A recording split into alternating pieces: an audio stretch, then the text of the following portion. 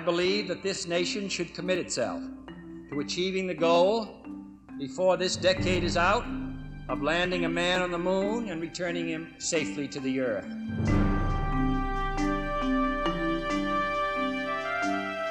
They just had the courage to do what they had to do and get the job done, and that's how we should try and live our lives every day as a people. 30 seconds and counting. Apollo 11, when they went to the moon, it was just a first for mankind. It takes a lot of people to make something miraculous happen. 3, 2, 1, 0. All engine running. Liftoff. We have a liftoff. 32 minutes past the hour. It's taught us so much, knowing that we can go farther, knowing that we can learn this much more about things that we know practically nothing about. 60 seconds. Lights on. 30 seconds. Forward. Okay, engine stop. Houston, Tranquility Base here. The Eagle has landed.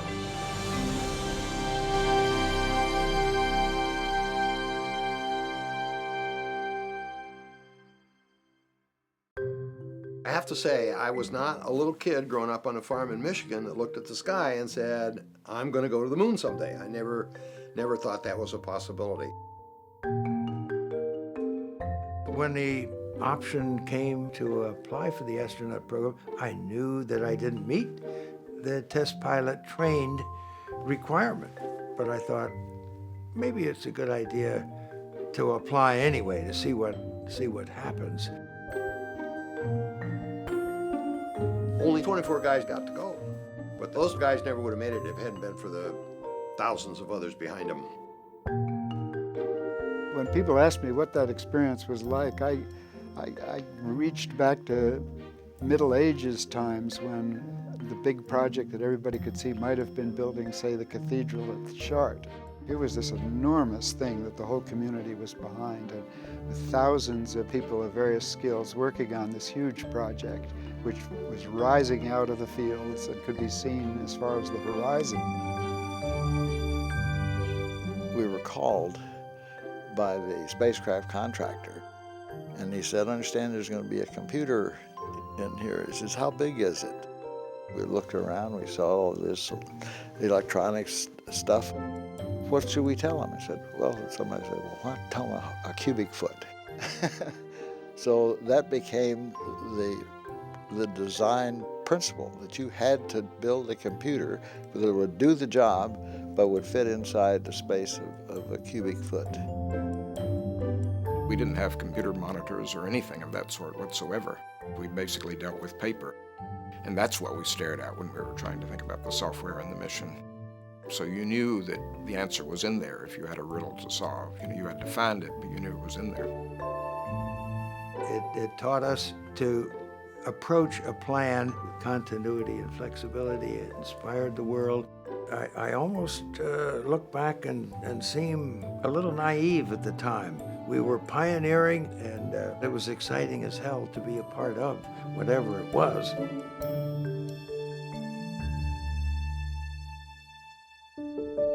Apollo hit me and most people very deeply emotionally. It's one small step for man, one giant leap for mankind. But it also had a very pragmatic side. If we set a very precise, well understood goal that humans can achieve.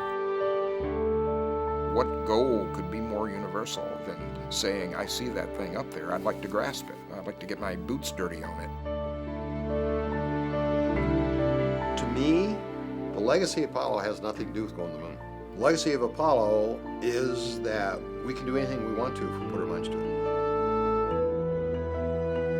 We face problems now that are harder, in a sense, than Apollo, because sometimes there's a lot of uncertainty about what the problem actually is. You throw up your hands and you say, global warming, what can we do about it? It's too far gone.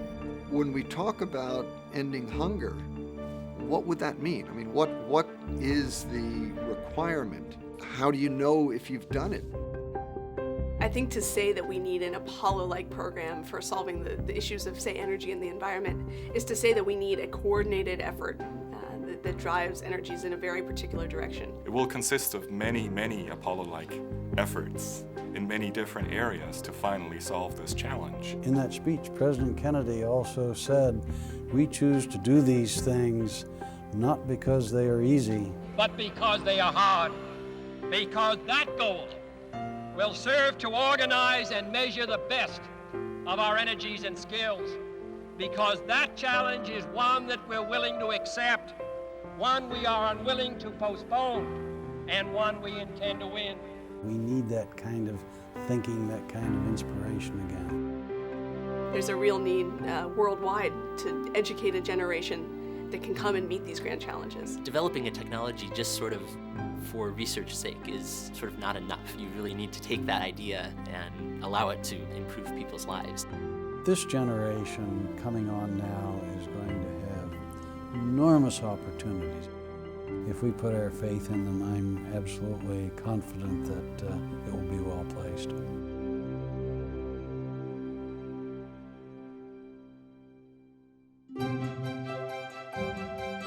One of the interesting things about Apollo is the idea that we were able to do something really fantastic in the 60s that we're not exactly able to do today. Descending to standby for splashdown. America's at 300 feet.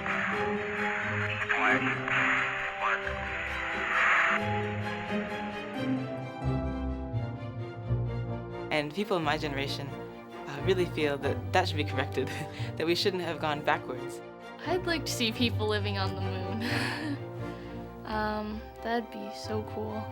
It's a whole new world out there, and to actually set up and live there, and like have a regular lifestyle like on Earth, that would be incredible. Beyond our solar system, we don't really know what it's like out there. We don't know if there's another planet like ours. We don't know if there's really life out there, whatever kind of life it might be. The giant leap that we should be making now is not, do we send humans back to the moon and onto Mars, but how do we send them there? We're going to move on to the next challenge, which is to go back to the moon. And it's not to go there and touch the moon like we did before, but this time we're going to go to the moon with the intent of staying. Going to the moon is what my parents' generation did, what we should do again. But it's really saying, how do we go beyond that? Time's a wasting. I think we've been marking time a little bit in low Earth orbit. The objective is to get to the surface of Mars in a stepping stone way.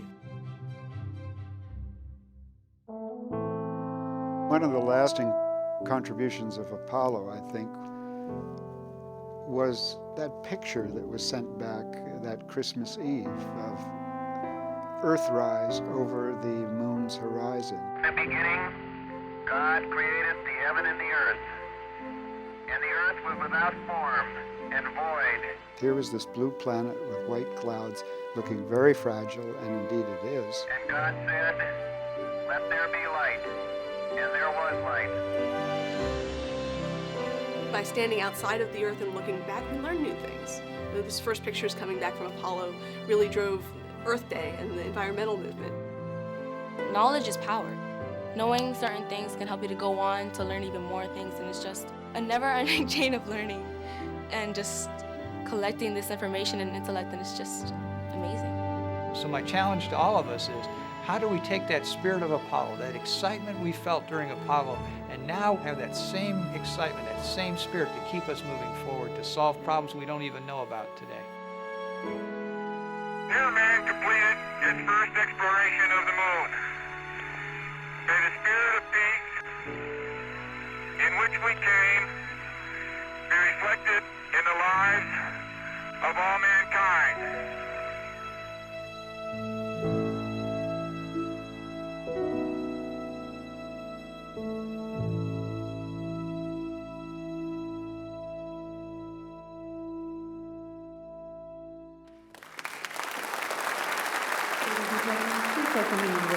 Out of the MIT Department of Aeronautics and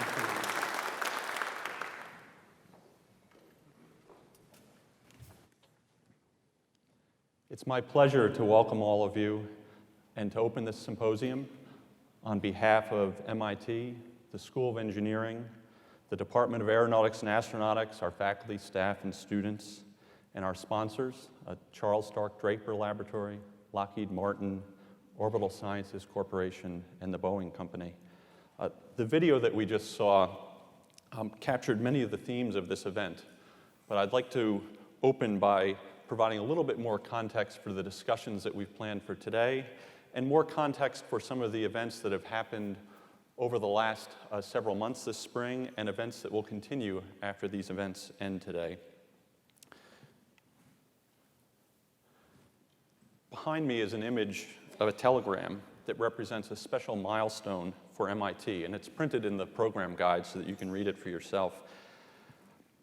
It was sent on August 9th, 1961, shortly after President Kennedy's famous speech that we saw a bit of. It was sent to the person who at the time held my position as head of the Department of Aeronautics and Astronautics. That was Charles Stark Draper, also known by most people as Doc Draper.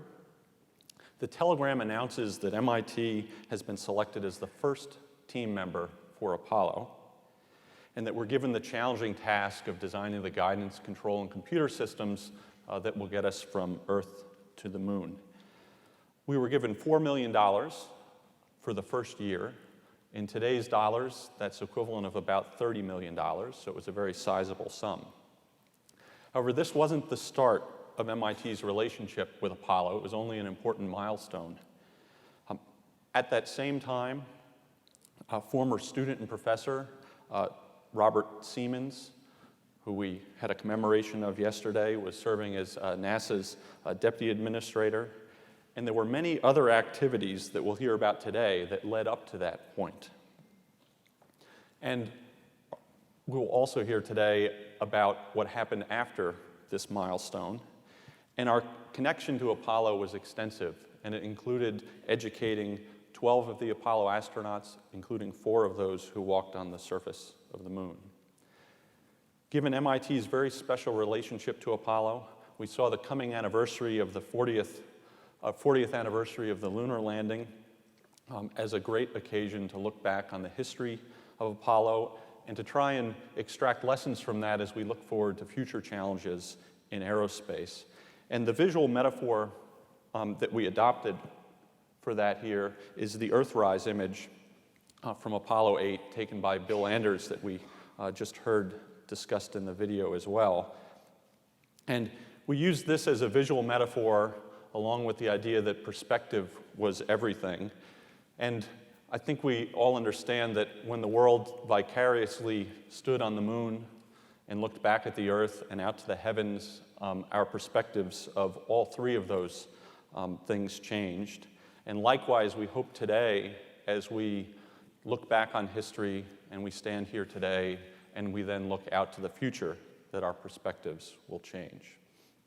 And we've sought to extend the metaphor yet further for aerospace, not only looking out at the future of aerospace exploration, but also looking at Earth and air transportation and some of the challenges of energy and environment, and the role that aerospace plays in connecting our world and in providing Earth sensing to better understand our world. Finally, one of the greatest and perhaps the greatest outcome of Apollo was the role that it had in inspiring people, not just engineers and scientists, but all people around the world. And we sought today to look back on the leaders of Apollo and to share with luminaries of today and who we hope will be our future leaders, many of the students here at MIT, this inspiration. So throughout the spring, there have been a series of events. We started with a Women in Aerospace Symposium where we brought some top doctoral students to MIT to exchange views about their research and interact with one another and others, and that was jointly hosted with Department of Earth, Atmospheric, and Planetary Sciences. As part of that, we had Yvonne Brill, who's a pioneer in space propulsion of 60 years in the industry, and she presented our Lester D. Gardner Lecture. We hosted Sally Ride for the Cambridge Science Festival and had 1,000 middle school kids come and interact with faculty, staff, and students at MIT to get engaged in engineering and science activities. And we also hosted an aerospace program in the Saturday Engineering Enrichment and Discovery Academy, which is run out of our School of Engineering Outreach office, and that's for Cambridge and Boston area high schools. And yesterday, of course, we had the special commemoration of Bob Siemens. Tomorrow we have opportunities for lab tours and research to look at some of the great things happening now at MIT, and there's posters and demonstrations set up in the reception area. Finally, we've teamed with the MIT Museum and the Boston Museum of Science and developed a set of traveling exhibitions which will go and be moved around to high schools long after this event ends. So there's been a series of events of which this is the main piece. I'd like now to turn to today's agenda. We'll begin the morning with a look back at Apollo through the eyes and words of those who made it a reality. Then in the afternoon, we'll focus on the future of air transportation and space exploration. And finally, tonight, we have a wonderful celebration at Symphony Hall produced by Keith Lockhart and the Boston Pops. And it is standing room only. It should be a very great show, and I look forward to seeing you there. The image I'd like to leave you with is a little bit different, and that's this one. Apollo has inspired many people in many different ways. One of the ways that inspiration is expressed at MIT is through a tradition of what we call hacks, where interesting things are staged by unnamed students in the dark of night. And because of its prominence, the Great Dome features frequently in those hacks.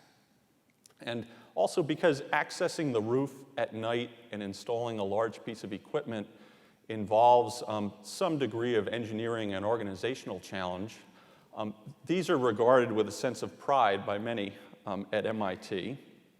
And this picture shows a recent hack that was put on the dome 2 weeks ago, again by some unnamed students. And it's some evidence of the continuing and lasting impact and the excitement that our students, faculty, and staff still hold for Apollo. And it's with this MIT tradition that I'm pleased to introduce our president, Susan Hockfield.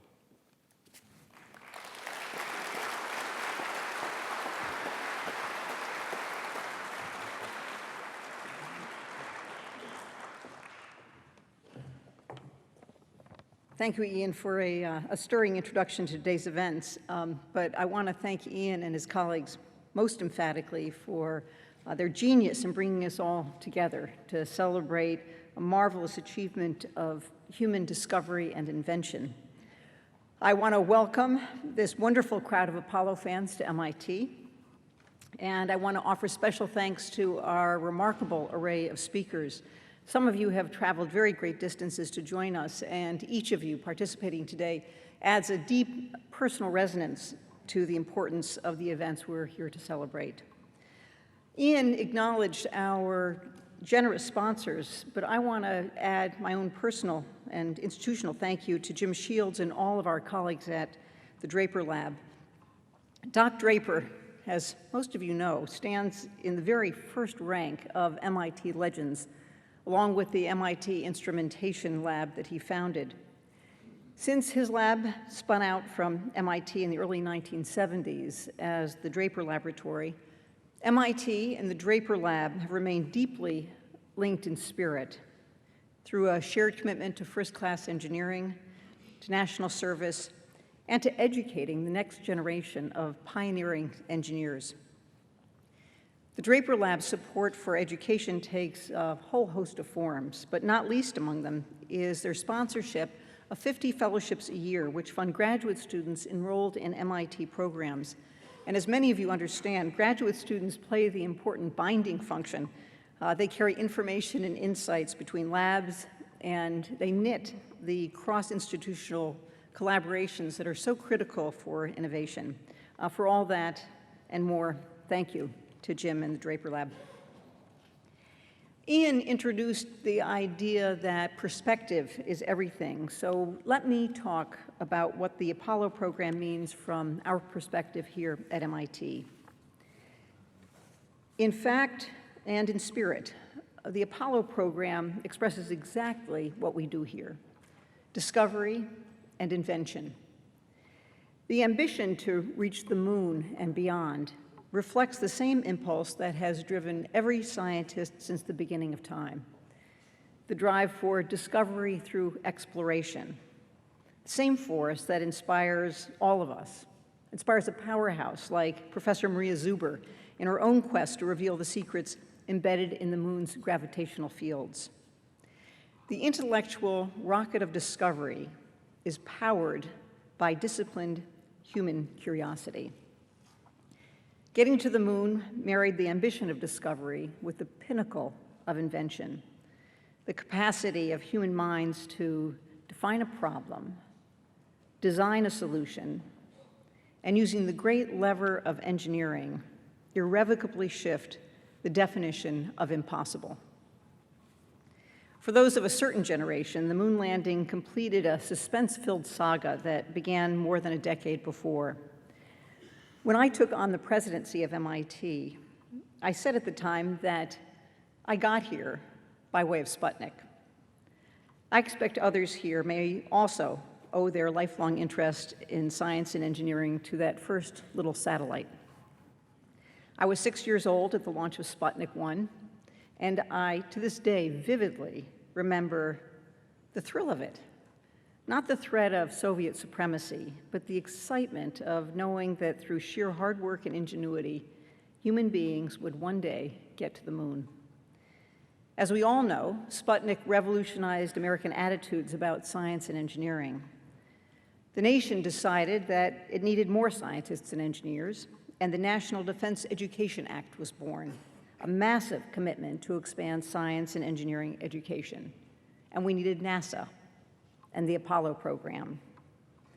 And those commitments inspired a generation of students who embraced mathematics, engineering, and science, who raced to MIT and other schools where they prepared themselves to do great things in service to the nation and the world. Great things like inventing the route to the moon and beyond. Now, I'm hardly the first to suggest that America could use a galvanizing cause like the race to the moon today. The intertwined crises of energy and the environment represent the defining challenges of this generation. Challenges that could offer a powerful impetus to action, and I believe that they must. But it's important to acknowledge some of the many ways that the combined challenges of rapidly increasing energy demand, energy security, environmental degradation, and climate change do not resemble the Apollo mission. While the moon landing was an engineering problem with clear boundaries, today's challenges seem literally boundless and extend far beyond engineering into the less clear-cut universe of policy and politics. Apollo relied on a tight team of experts. Today's challenges involve changing the behavior of billions of human beings. At President Kennedy's behest, we would accomplish the mission to put people on the moon within a decade, and we would recognize with certainty when it succeeded. But no matter how brilliantly we address today's challenges, they will last for the rest of our lives and beyond. Clearly, the boundaries of today's problems are different and daunting. Yet, their potential to inspire is very real. At MIT, we see it in many ways. We see it in the students behind our Vehicle Design Summit, who united with their peers from other universities around the planet to design a car for the developing world that gets 200 miles to the gallon. We see the spark of inspiration in the 1,500 members of our student-led Energy Club, which launched what is now one of the country's premier conferences on energy issues, and which, I should point out, was started by one of our speakers today, David Danielson, now the founding program director of ARPA-E. And we see it in the extraordinary inventiveness of our faculty, who are devising everything from novel battery materials and solar cells to next-generation nuclear power and sustainable approaches to air transportation. I take great encouragement from our new administration in Washington and our president's commitment to restore science to its rightful place. He has already restored the Office of Science Advisor to the President to its rightful stature, and it's a great honor to have John Holdren among our speakers today, an MIT AeroAstro alumnus. With creative minds in high places, the odds of success increase dramatically. Ultimately, as a nation, we will need to see today's challenges not through the dreary, gray lens of impending diminishment and compromise, but rather illuminated by the powerful beacon of American ingenuity. If we unleash the same engine of innovation that took us to the moon and powered the computer and the biotech revolutions, energy and its environmental consequences could become a driving force for economic growth and a unifying national inspiration. As educators and scientists, policymakers and engineers, we need to help more young people see these problems as theirs and to feel in these great challenges the kind of inspiration my generation experienced in the race to the moon. The kind of inspiration that made science and engineering feel exciting and important, that made us believe that the sky was no longer the limit, the kind of inspiration that will drive young people today to reach for the sun. Thank you for joining us for Giant Leaps, a celebration of the Apollo mission to the moon and beyond. Thank you.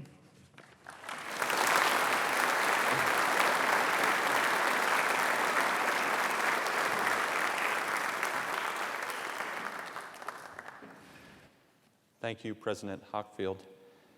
It's now my pleasure to introduce Jim Shields.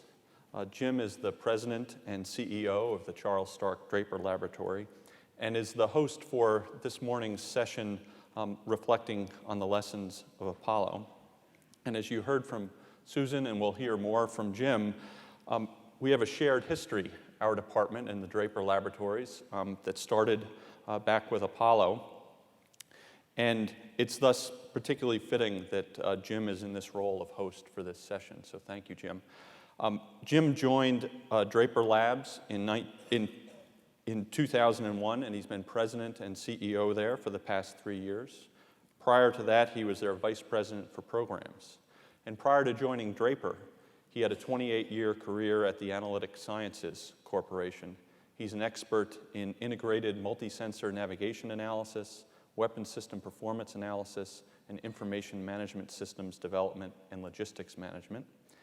And I'm pleased to share that he earned his graduate and undergraduate degrees from our sister department in electrical engineering and computer science here at MIT. Welcome, Jim.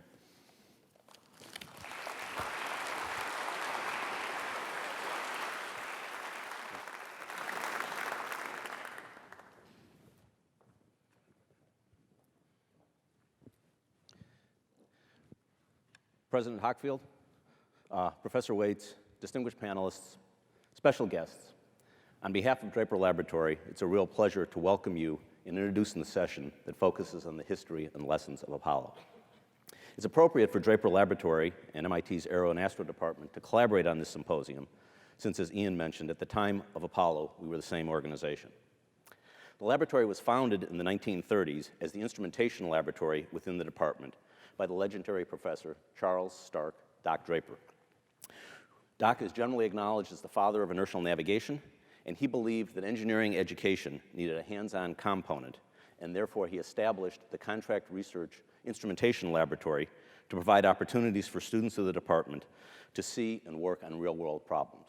So our shared commitment to education is a long-standing one. By the time that the Apollo journey began nearly 50 years ago, Doc, MIT, and the Instrumentation Laboratory were well established as the nation's thought leader in guidance, navigation, and control. In early 1961, NASA turned to MIT to determine if lunar missions were possible. 3 months later, President Kennedy made his famous speech that we just heard, where he declared that this nation should commit itself to achieving the goal, before this decade is out, of landing a man on the moon and returning him safely to the Earth. The first contract awarded by NASA for the Apollo program was to the Instrumentation Laboratory, and Ian showed you the telegram announcing that. To let you know how things have changed, this contract was only 1 page long, a situation we would never see today. 3 weeks into the contract, in his first meeting at the lab, James Webb, the NASA administrator, wanted to know how long it would take to develop the guidance, navigation, and control system. With his usual aplomb, Doc's enthusiastic reply was, "You will have it when you need it." Then, to demonstrate his confidence that the system would work, Doc volunteered to fly on the first mission and run the system himself. Doc was serious. In a reasoned letter to Bob Siemens, he laid out the rationale for why he should be one of the first astronauts. He would know the GN&C system inside and out and would be the best person to do the in-flight troubleshooting and repair. He wrote, quote, "If I am willing to hang my life on our equipment, the whole project will surely have the strongest possible motivation," unquote. Of course, it's important to realize that Doc was already 60 years old and not in nearly as good a shape as the existing cadre of NASA astronauts. Ultimately, the laboratory designed and built the guidance system, the flight computer, and wrote the software that took the Lunar Module to the Moon and back. The GN&C system performed flawlessly in all missions, and there was not a single failure. In 1973, MIT divested the instrumentation laboratory to create the independent, not-for-profit Draper Laboratory that was established to do R&D in the national interest by demonstrating first-of-a-kind solutions to some of the country's hardest technical problems, including defense, intelligence, space, and today, bioengineering and energy. Draper has maintained an active role in space, playing a major role in every human spaceflight program since Apollo. We have also continued the commitment to advanced technical education that was the reason for our creation. Susan mentioned the fact that we support significant numbers of graduate fellowships, and we also support research projects at leading universities. Draper Fellows, our graduate education program, take classes on a campus near to a Draper facility, and they do their thesis research on a Draper project supervised jointly by a Draper staff member and an academic advisor. Through these programs, the laboratory maintains a very close working relationship with the AeroAstro department here at MIT. Over the years, the majority of the Draper Fellows and much of the sponsored research has been with the department. This past year, 17 Draper Fellows studied in the department. We have an exciting day ahead of us, so let's get into it. Our first session, entitled Apollo, Reflections and Lessons, we will be hearing from the luminaries who made this important accomplishment happen.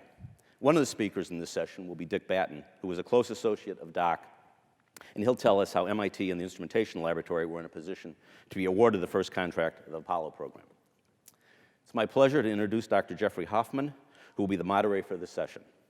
Dr. Hoffman is professor of aerospace engineering at MIT and a former NASA astronaut who has made 5 space flights, becoming the first astronaut to log 1,000 hours of flight time aboard the space shuttle. Jeff was the payload commander for STS-46, the first flight of the US-Italian tethered satellite system, coordinating both the scientific and operational teams working on this project. He's performed 4 spacewalks, including the first unplanned contingency spacewalk in NASA's history on STS-51D in April 1985, and the initial repair rescue mission for the Hubble Space Telescope in December 1993. He worked for several years as the Astronaut Office Representative for Extravehicular Activity, working on tests of advanced high-pressure spacesuit designs and of new tools and procedures needed for the assembly of the International Space Station. Dr. Hoffman spent 4 years as NASA's European representative before joining the MIT faculty in 2001, where he teaches courses on space operations and space systems design. He's also director of the Massachusetts Space Grant Alliance, responsible for statewide space-related educational activities designed to increase public understanding of space and to attract students into aerospace careers. I'd like to invite Jeff and all our panelists to come up to the stage, and we'll get into the session.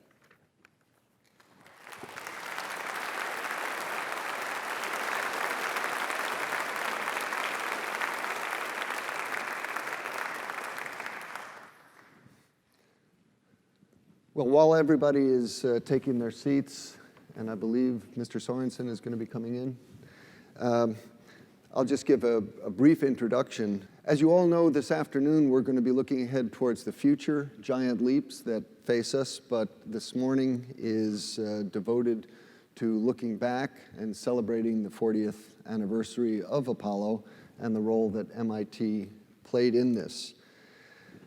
The way we've organized the panel, you have the listing of the panel members in alphabetical order.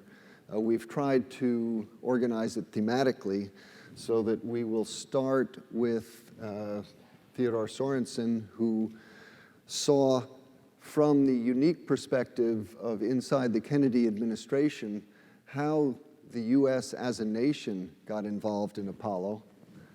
And then Richard Batten will talk about how MIT got involved in Apollo. After that, we're going to look at two of the critical vehicles. Dick, you're next, and then Aaron and Joe, Jack and Chris. We'll look at two of the critical vehicles with Aaron Cohen and Joe Gavin, who were responsible for the developments of the Command and Service Module and the Lunar Module, respectively. And then finally, we will look at the operations with Jack Schmitt and Chris Kraft, who have unique perspectives of operations on the surface of the moon and, of course, the surface of the Earth in mission control. So that's the plan. Alex, if you could help Mr. Sorenson up, and while we're getting ready for Mr. Sorenson's remark, I just have two other things. A special word of thanks to Professor David Mindell, who founded and heads our space policy group, and he played a critical role in the early organization of this panel. Thank you, David.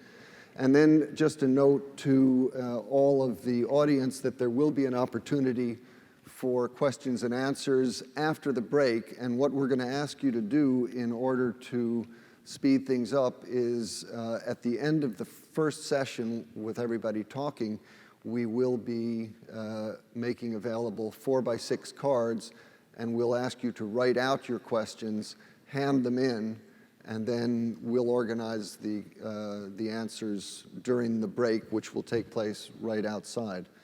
I'm not going to give extensive introductions because in the interests of time, we have all of the biographies, as you know, printed in the program. So with that, Mr. Sorenson, we'll turn it over to you, and thank you very much for being with us. Well, thank you.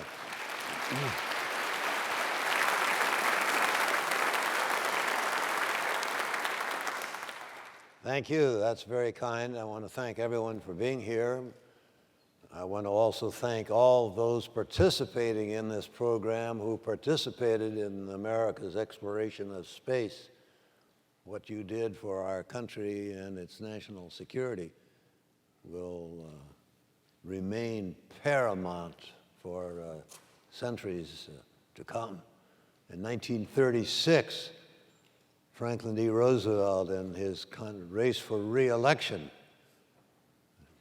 he said in a speech, sometimes those who participate in government ask whether it's worth the cost. And the answer is that what is most important is the biggest reward is the sense of sharing and participating in what is important to their generation.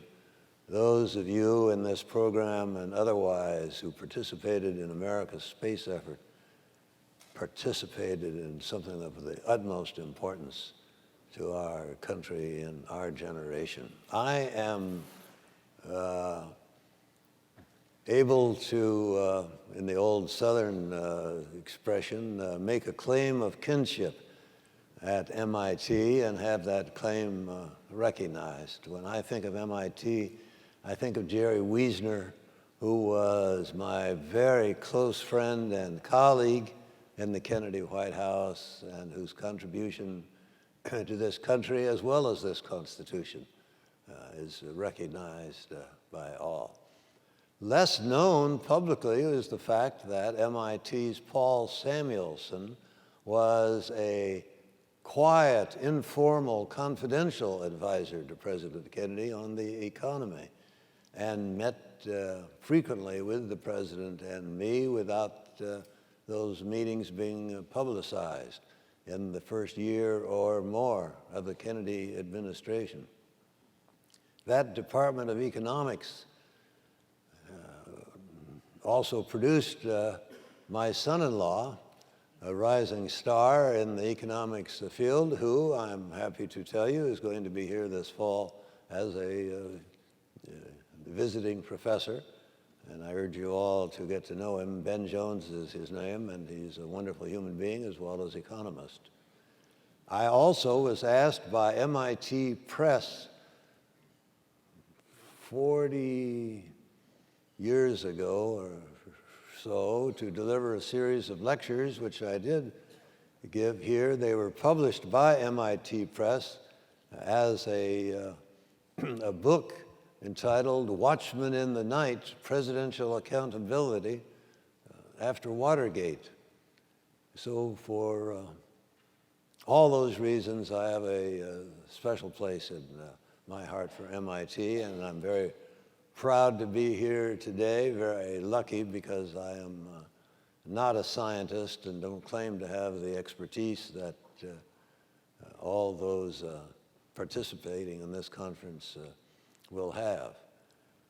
But I did read some years ago about a United States senator, a lady who had agreed to give a speech to the American Petroleum Association for $50,000 and said that she would not only provide the speech, but for the question and answer period, she would provide both the questions and the answers. And I decided that was a system that I could usefully employ, and so I have, if I am able to read it, if I can find them, provided my own questions, and I will provide those questions and answers to you. Mr. Sorenson. You can call me Ted.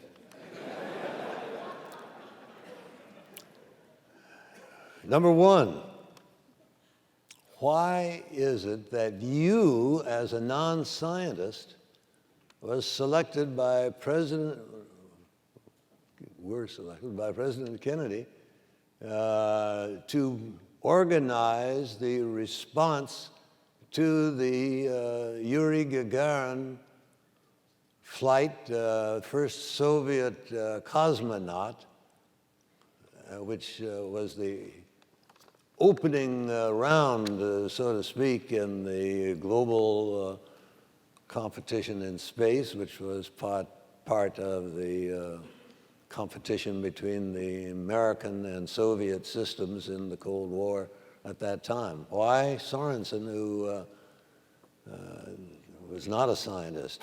I think the answer to the question is that the president relied upon me in so many areas as a skeptic, as a questioner, as a lawyer and Unitarian who was raised asking questions. And a lot of questions had to be asked, and that was exactly the role I played 2 days after the Gagarin flight, when I gathered in my office, not many steps down the hall in the West Wing from the Oval Office. I gathered the best experts on that question in my office to see if we could provide an answer. Number two, when you consider the tens of billions that were then spent ultimately to send a man to the moon and to bring him back safely to Earth, would not that money have been better spent to fight poverty or to advance health and education and less spectacular scientific projects in this country? The answer is perhaps that money would have been better spent on those other objectives, but I do not believe for a minute that in the context of that time, the height of the Cold War competition with the Soviet Union, the Congress would have appropriated those billions for health and education and less dramatic scientific projects. And it was only because of the drama, so to speak, of the lunar landing that the president was able to galvanize and unite a space effort that up to that time had not only been lagging in scientific accomplishment, but had become something of a joke with late night television comics repeatedly showing pictures of U.S. space rockets after a countdown fizzling or blowing up on the launching pads. So yes, the money, it did cost an enormous amount of money, but I still believe that money was well spent. Number 3, it is often said that the space race and the lunar landing in particular were a matter of Cold War competition with the Soviets and greater prestige for the United States. Is not the prestige, which sounds a little bit like face, a rather thin basis for such an enormous effort and expenditure? Again, one must cast your mind back to that particular time and the peculiar nature of that particular national security challenge. The Soviet Union and its communist allies around the world were intent not only on expanding at every opportunity their influence and their borders, but also of winning the world, especially the so-called third world of new and developing countries, to their cause, to their banner, whether in the United Nations or in other councils of the world. And they believed that one way of doing that was to demonstrate that they had superior scientific, technical, industrial, and other means of advancement, and the Gagarin flight in itself. And President Kennedy knew that, and he sent a message of congratulations to Soviet Chairman Khrushchev. The Gagarin flight in itself was an important point in convincing neutrals and undecided leaders of the third world that communism must really have something to it if it could accomplish this marvelous feat. And Kennedy knew the United States had to have an answer. Number 4, why did the Kennedy team not reduce the cost and risk by putting a robot on the moon instead of a man? That question was raised at the time by Jerry Wiesner and his Committee on Science and Technology.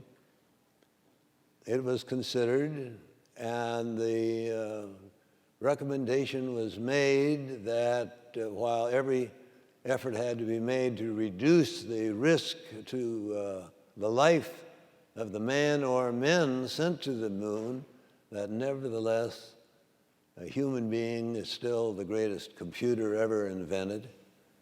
It has powers of observation and judgment that no robot containing a computer could possibly match.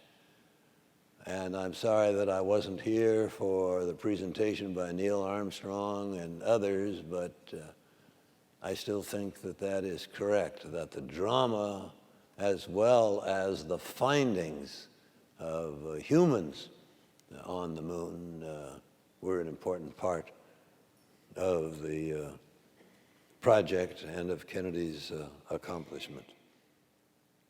Number 5, when President Kennedy declared his intentions to a joint session of Congress, what was the congressional reaction? Huh? That was about it.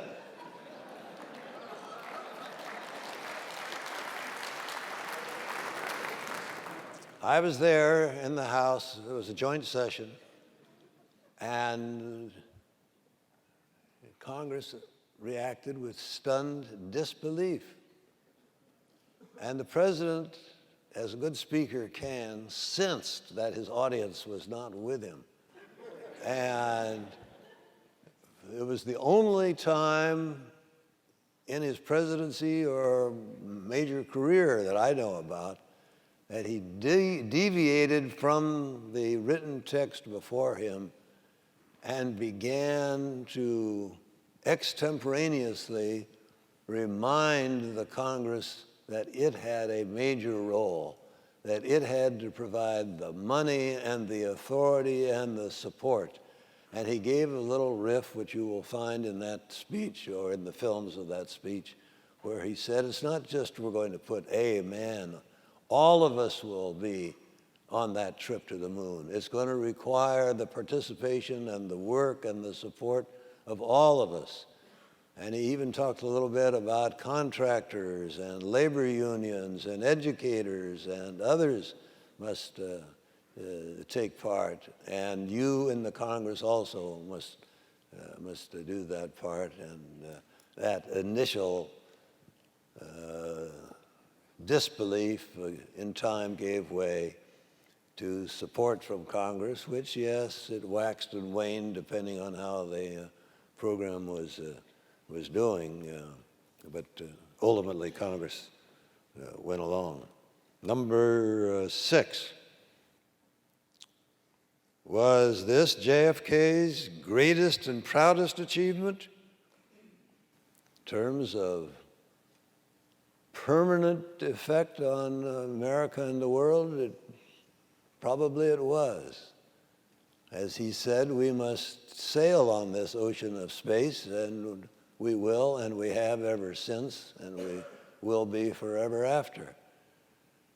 But whether it ranked with the fact that his very cool leadership in the Cuban Missile Crisis, which historians still call the 13 most dangerous days in the history of mankind, his leadership prevented the world from being blown up or poisoned into extinction. That was an accomplishment which, were it not for that, you and I wouldn't be here talking about it today. And the fact that he declared on June 11, 1963, to the entire country by television that centuries of discrimination and segregation on the basis of race, which treated black Americans as second-class citizens, were to end and were to be prohibited by law, turned around after all those centuries, America's principles, I'm sorry to say, policies, practices on race, and surely in moral terms, that was an even greater contribution to the role and history of this country than space and the lunar landing, as important as they were. Number 7, what would JFK think about U.S. activities in space today? He, of course, would be gratified that so much is taken for granted, and so many direct and indirect benefits are common today. Everybody has a cell phone based on satellites. Everybody reads weather reports based on whole new meteorology equipment. And there are medical findings, there are transportation possibilities, there are the range of benefits from space are enormous, and he would find some gratification in that. But he would be disturbed, frankly, that his plea from the very beginning that space, outer space, be a preserve of peace is now being endangered, that the militarization of space, which was one of the very reasons he set out to assure American mastery of space, was to prevent its military occupation by the Soviet Union, which would have been a nightmare had the Soviets been able to use their lead in space exploration to not only colonize but establish military bases in outer space. And the fact that the United States has, in the last decade, talked more and more of the military uses of space, I think would discourage him greatly. And he would be hoping to renew that effort on space as an area of scientific discovery and advancement, not for the U.S. alone, but to be shared with others. He wanted the U.S. to succeed in space, so in part that we could cooperate with the Soviets in space. Their lead was clear.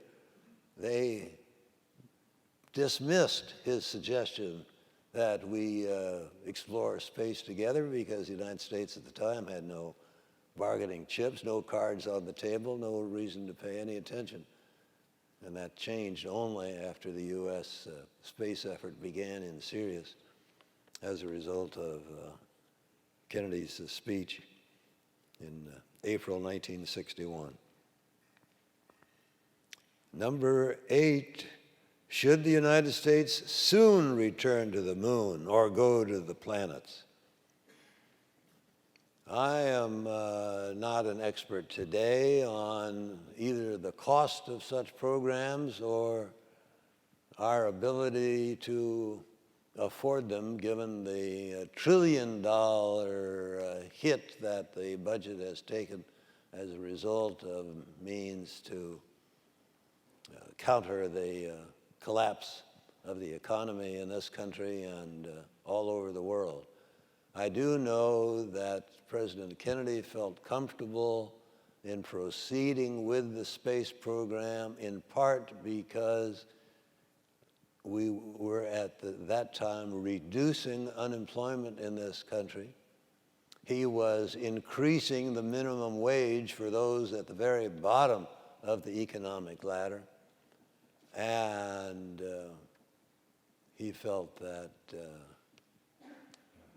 such an expenditure in terms of the national interest would in time justify itself and could be afforded. And whether that is possible today when wages are stagnant and unemployment is rising and the budget is deeply in the red, makes quite a different context. Number 9, is the Apollo model the best for some other new massive project in space or science? Again, for the same reasons I would ask, is the Apollo model applicable today, bearing in mind that competition with the Soviets, identification of the space effort as a national security priority, of the justification for bringing together the most and the best of the scientific and engineering talent in this country on that one project because of those national security implications, as well as the difference in the economic context that I mentioned, make it unlikely that the same approach to a scientific project today would work. There has been some talk about returning to the moon as well as exploration of the planets. There was an apocryphal story that President Bush at one time had said, well, that was nothing, Kennedy going to the moon, we're going to go to the sun. And someone said to him, Mr. President, you can't do that. The sun is a burning ball. You can't land men on the sun. And he said, no, we thought of that. We're going to go at night. But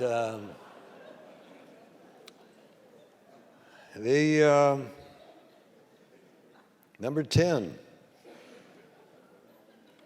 This is not my question, but a question, if you haven't heard it, you're going to hear it because we heard it a lot.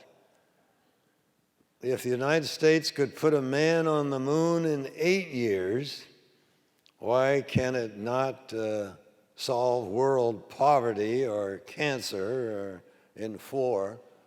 Or why did my plane from New York to make a 44-minute trip yesterday sit on the runaway for 44 minutes before it even took off?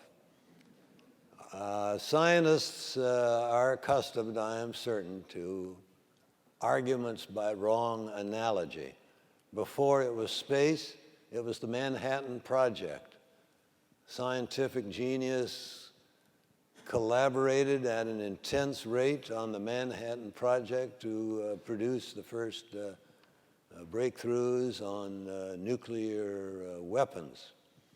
And I'm sure those scientists who worked on that project, one of them happened to be a friend of mine, wearied of hearing thereafter, well, you did all that in a few years, why can't you solve problem X or problem Y in a few years? The answer is because it's totally different, because different projects require different timetables. And in the political, economic sphere, the Marshall Plan saved West Europe from communism in the years after World War II. And in my time in Washington, in the early 1960s especially, we grew weary of people saying, well, let's have another Marshall Plan. Do this with the Marshall Plan way. Well, the Marshall Plan deserves a lot of credit for the recovery of West European countries, but they had democratic societies, free market economies, a great deal of infrastructure there on which to build, and to try to say that could be replicated in far less positive parts of the world was simply another misargument by a selection of a wrong analogy. In the early Roosevelt days, my father's hero, George W. Norris of Nebraska, was responsible for the TVA, which pulled together the natural resource efforts of several southeastern states and provided a rebirth of agriculture, urban development, industrial development, and the economies in general of what had been during the Depression a very poor and broken down part of the country. And again, people would say, well, let's have another TVA. Why not have a TVA for India? Why not have a TVA for Venezuela, and so on? Again, those arguments simply misapply one set of information. So those of you who are expert in the space area are going to have to become accustomed to hearing people ask the question, if the United States could go to the moon in 8 years, why can't it solve some other massive problem in that time or a lot less, and simply put up with those questions. Finally, question 11. What is, for all of you in the audience, the next great giant step or global breakthrough in which scientists can be of help? It might be in the space area. It might be in the medical area. I hope it's in the arms and political area in the abolition of weapons of mass destruction, not only nuclear, but biological, chemical, and all the rest. It was the scientists of this country who first recognized that the solution of the splitting of the atom unleashed terrors even more than unleashing constructive energy possibilities. It was the scientists who gathered at Pugwash from many countries of the world who recognized that man's development of ways in which to live together had to keep pace with and get ahead of man's ability to destroy each other. That's what I hope all of you will be engaged in. Thank you very much.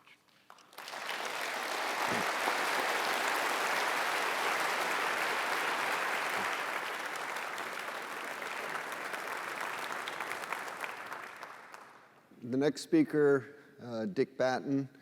Again, the biographies are in the program, but I just want to add one little thing which is not in the program, which I think is very significant, and that's that Dick Battin taught his first class at MIT, which was a freshman mathematics class, back in 1946, 63 years ago.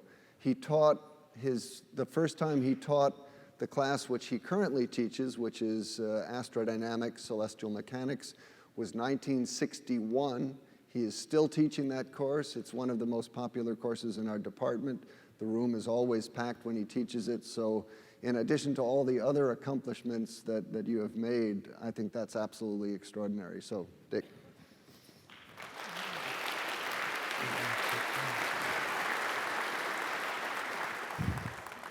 He said it all. I don't have to say anything now.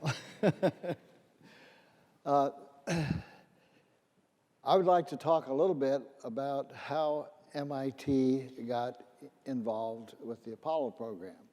You have to realize that in those days, and probably still today, MIT was not allowed to bid on any project. They could only do things if they were asked to do them.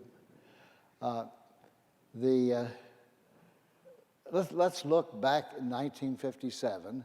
These were not luxurious accommodations for the MIT Instrumentation Laboratory. We had the Hood Milk Corporation merged with the Whittemore Shoe Polish Factory, and that was, and Doc Draper's offices up at the top. Those railroad tracks are still there, probably not the same tracks, but the same location across Mass Avenue. Then in that same year, the Russians launched their Sputnik on October 4th, 1957. This is a model of the Sputnik, and it actually, it used to, until it all wore out, play the Soviet national anthem and you pressed a button. But it did inspire the country to start to worry about whether we're doing anything in space.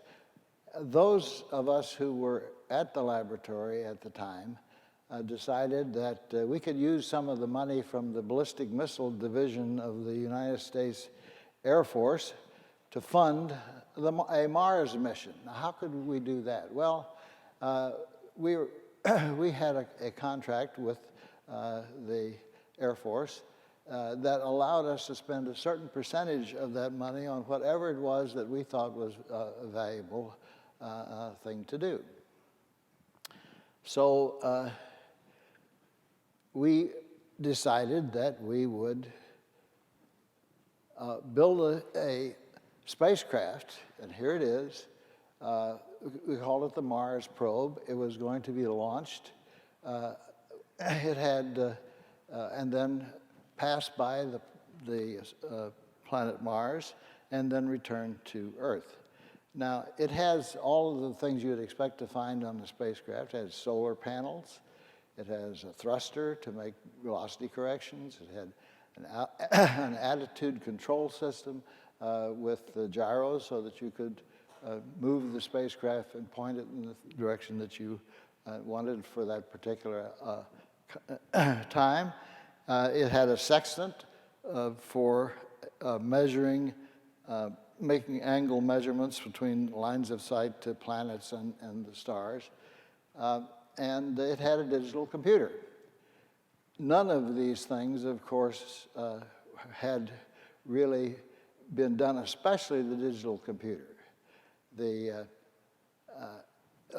mission was a round-trip mission from Earth to Mars, and as you can see, it is quite a long trip. This is the outbound portion, and then to come back, you return to Earth after an extra orbit of the sun. You had to do that in order to keep the launch velocities something reasonable. So it was more than a 3-year program. And the flyby at the planet Mars was certainly not a three-dimensional, was not a two-dimensional problem. It was a three-dimensional problem. And what you were trying to do is to match up the outbound and the return velocities, and you have to do that by a pass-by of the planet Mars. Now, so here was the mission, 3-year round trip. The onboard self-contained navigation, we splashed down in the Gulf of Mexico, and the payload would be fished out. It actually had shark repellent on it so that it couldn't be accidentally swallowed by a vermin. And this was the model which was on display now at the Draper laboratory. You can, this little device, we took it to Washington to try to sell it to the new NASA, and we got to do some of the pieces, like we could work on the computer, but the rest of it was just. In fact, you know, when we were doing the flyby of Mars, I felt uncomfortable. I went to talk to the Smithsonian astronomers and asked them if they'd like to help. And their response was, "You really don't know what you're talking about." They said, "You don't even know where Mars is." And of course they were right. And, it was off by about 20,000 miles, and in error. But they didn't realize that we were going to be navigating on board and not navigating this thing from the Earth.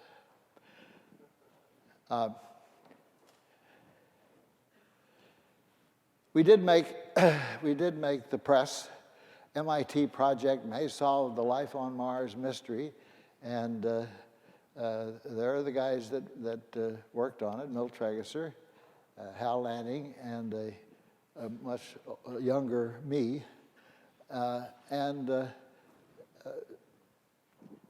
Then we realized that the computer was the major problem. How would we design a small computer and its memory in 1960 to survive a 3-year round trip to Mars, no data uplink, no in-flight service? Well, that was the question. But then came 1961. Now, 1961 was the 100th anniversary of MIT. How many of you knew that? It was also the 100th anniversary of our Civil War. And it was also the 100th anniversary of Christine Shue, who was my grandmother.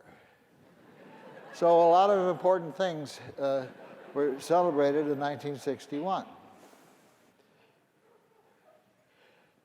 Apollo, the Greek god of light, was really America's program for orbital and lunar landing operations. I tried to get NASA to use that, but I didn't make much headway.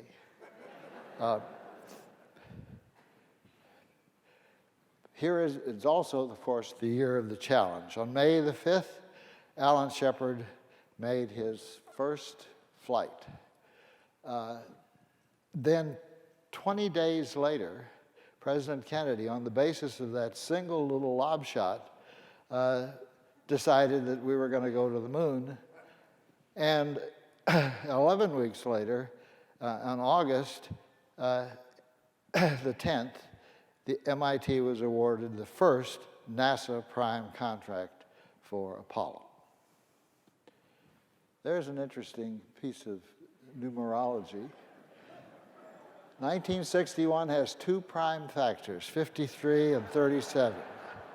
5 plus 3 is 8, that's for the month of August, and 3 plus 7 is 10, and that is exactly when the contract was signed.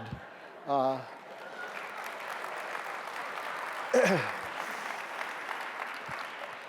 appreciate that because it did not come easy, and I couldn't fudge anything.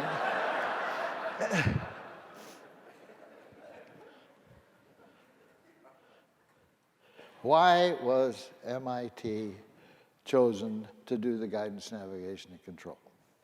Well, turns out that Jim Webb, who was the NASA administrator, was a good friend of Doc Draper's. He was not any kind of an engineer, but he, as he pointed out to us, he was very good at getting money out of Congress, and that was the important thing for him to do, and he would have other people make political or make mechanical decisions. So here's the way the conversation went. Can you develop the guidance and navigation system for Apollo? Jim Webb to Doc Draper. Answer is yes. When will it be ready? When you need it. That's pretty good scheduling. And how do I know it will work? He says, I will go along and operate it for you.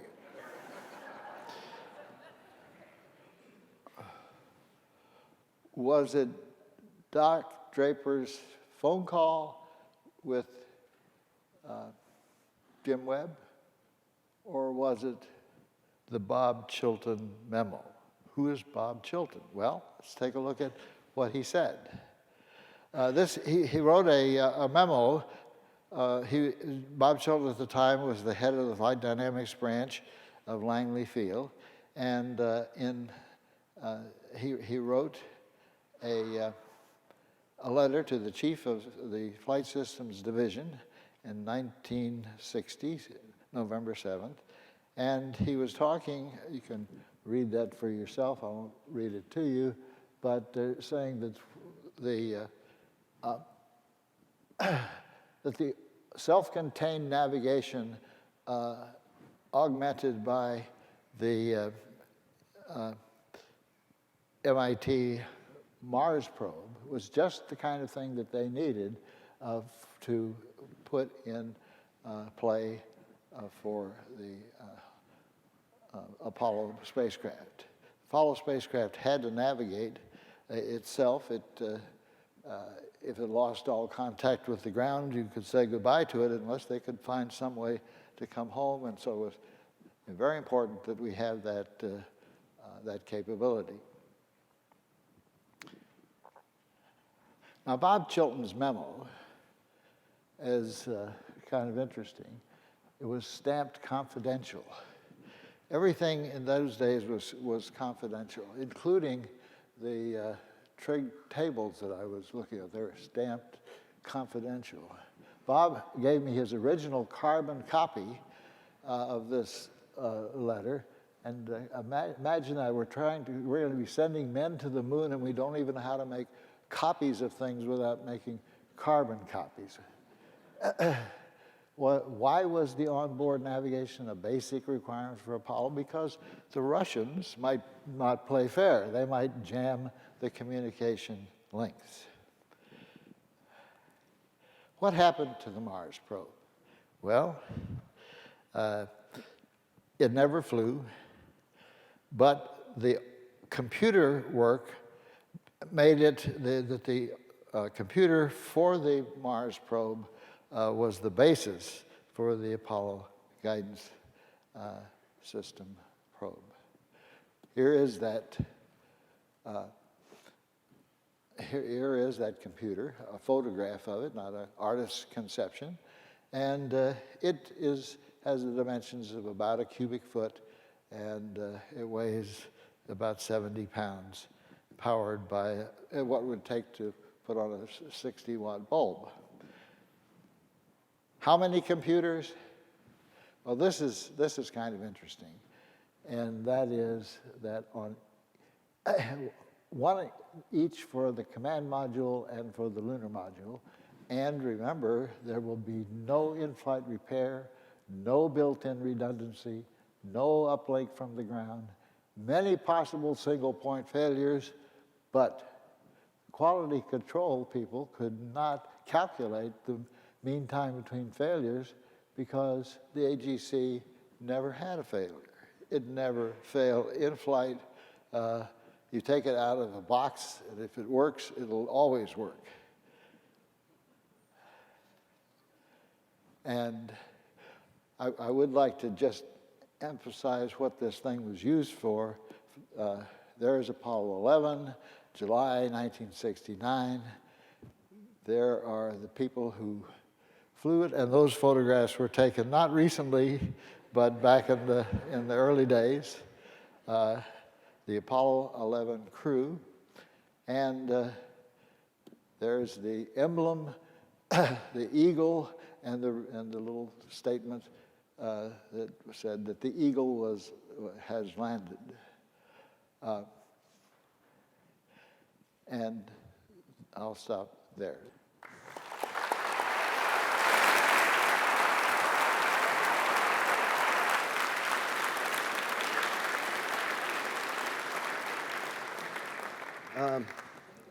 While Aaron Cohen is coming up, I'll just say one other little thing that is not in the bio. In 2005, we invited Aaron to come and be a visiting professor here at MIT, and he and I led we teach an aircraft engineering, systems engineering course, and somebody had made the suggestion, well, the shuttle looks so much like an airplane, maybe we should devote one semester to studying the systems engineering of the shuttle, because in addition to being the manager of the command and service module, Aaron was also the manager of the Space Shuttle Orbiter. So Aaron called up all of his subsystems managers, most of whom had retired, living out in ranches in West Texas or wherever. Hey, this is Aaron. I got one more job for you on your subsystem. We need you to come to, would you like to come to MIT and talk to the students about what you did, how you designed it, and the systems engineering that was involved? Every single subsystems manager that you called, plus Chris Kraft, of course, but you were not a subsystems manager. You were in a special category, but every single one of them came and did it, which I think says a lot about the respect and genuine affection that everybody who's ever worked with Aaron still feels. So, Aaron, it's a delight to have you here. Thank you. Good morning. I'm truly honored to be here today, sharing this platform with my very good friends from the days of Apollo, and Mr. Sorenson, who served with distinction during the Kennedy administration, where the story of Apollo all began. It is very appropriate in my mind that this event, marking the 40th anniversary of the Apollo 11 lunar landing and safe return of the crew, be held at MIT. Apollo 11 did not just happen. Many significant and extraordinary contributions were made by the women and men working at MIT, as well as the graduates of MIT, and there's so many it's hard to name them all, but you heard from Dick Battin, who's a graduate of MIT. Pretty soon you'll hear from Joe Gavin, who was responsible for the design and development of the Lunar Module, was a graduate of MIT, and of course Buzz Aldrin, who received his PhD at MIT, and by the MIT Instrumentation Lab, now known as the Draper Labs. Dr. Robert Siemens led the way for Apollo, and his great abilities in engineering and management carried the day for the program. I personally did not know Dr. Siemens during the early period of Apollo, but in later years I became associated with him on National Academy of Engineering panels, and we had many discussions about Apollo and the people of Apollo. One of those persons is Dr. George Miller, who was a very close colleague of Dr. Siemens, serving as head of the Apollo program in Washington, while Dr. Siemens was Deputy Administrator of NASA. A key program decision was made to test the Saturn V launch vehicle in an all-up configuration, which George strongly advocated. Dr. von Braun was very much against testing in this manner. An argument ensued, but in the end, George prevailed. And this is a fact. Dr. von Braun later told many people that George had been correct, and had not been for George's insistence, the Saturn would not have been ready in time to meet the Apollo 11 deadline. I know for conversations with Dr. Siemens that he would want Dr. Joe Shea to be recognized as an outstanding systems engineer and also as an outstanding professor at MIT. I would like to share with you a little Apollo history involving Joe Shea and myself. While he was serving as the Apollo program manager at the Johnson Space Center, I had the position of assistant division chief in the systems engineering division. Joe gave me a very important task to define and resolve the interfaces between all elements of the Apollo program. This included the mechanical, electrical, and functional interfaces between the command and service module, the lunar module, between these elements in the launch vehicle, and between all elements in the launch complex. He and I visited each NASA center, as well as the contractors. At the Marshall Space Flight Center, he introduced me to Dr. von Braun and explained to Dr. von Braun that I was Aaron Cohen, and I was going to resolve all the interface control documents called ICDs. Dr. von Braun said he thought that was great, but what was an ICD? I must say, probably a lot of you don't know what an ICD is, but Dr. Von didn't know what it was either. And he said, I must say that this lack of knowledge or appreciation of the importance of interfaces took me by surprise. One of my most cherished documents from my years working on Apollo is a memo written by Dave Hoag of the MIT Instrumentation Lab, dated May 19, 1965, in which he discusses my assignment and saying that the MIT Instrumentation Lab would support me in the fullest. He concluded his memo, which was sent to 40 members of his staff. He said, I quote, "I personally want to support Cohen to the fullest. Please help him clean the Augean stables," referring to one of the tasks given to Hercules in Greek mythology. Dave Hoag understood the importance of interfaces, especially in a complex machine such as the Apollo spacecraft with its many parts. Doc Draper was already a legend in the field of inertial navigation and guidance, and the laboratory was already famous in developing inertial navigation and guidance systems. The inertial guidance and navigation system is composed of an inertial measurement unit, an onboard computer, and in Apollo's case, an optical system. Program manager George Lowe said, and I quote, "If you had to single out one subsystem being the most important, most complex, yet most demanding in performance and precision, it would be the guidance and navigation subsystem." And as you heard, Dr. Richard Batten led this activity at Draper Labs and told you the efforts that went into the design and development of the system. And I'm sure many of the people who worked with Dick are here today. I would be remiss if I did not take a moment to pay my respects to my good friend Chris Kraft. Chris not only was the man who developed the mission control at the Johnson Space Center, but also had the managerial and technical insight to see that the correct people were put in charge of difficult jobs and then allowed them to solve their problems and do their jobs. The road to Apollo 11 was marked by both tragedy and triumph. After several successful flights, the program was ready for an Earth orbital manned flight termed Apollo 1 or Apollo Spacecraft 204. During a command and service module test on the launch pad on January 27, 1967, there was a fire in the cabin, which resulted in the loss of 3 crew members, Gus Grissom, Roger Chaffee, and Ed White. After the grieving, and shock, a very detailed investigation concluded that the fire was caused by the cabin environment of 16 pounds per square inch of 100% oxygen, a great deal of flammable materials, and an undetermined ignition source. I was named to a team headed by astronaut Frank Borman, which spent about 4 months at North American Rockwell in Downey, California. Very recently, I had an opportunity to visit with Frank and relive some of those experiences we shared in the redesign activity. There were many changes made to the command service module to make it more reliable and safer. The most important changes were to eliminate the flammable materials, but also, since we never could identify the ignition source, we took great care to protect the wires from being damaged, thus avoiding a spark that could cause a fire.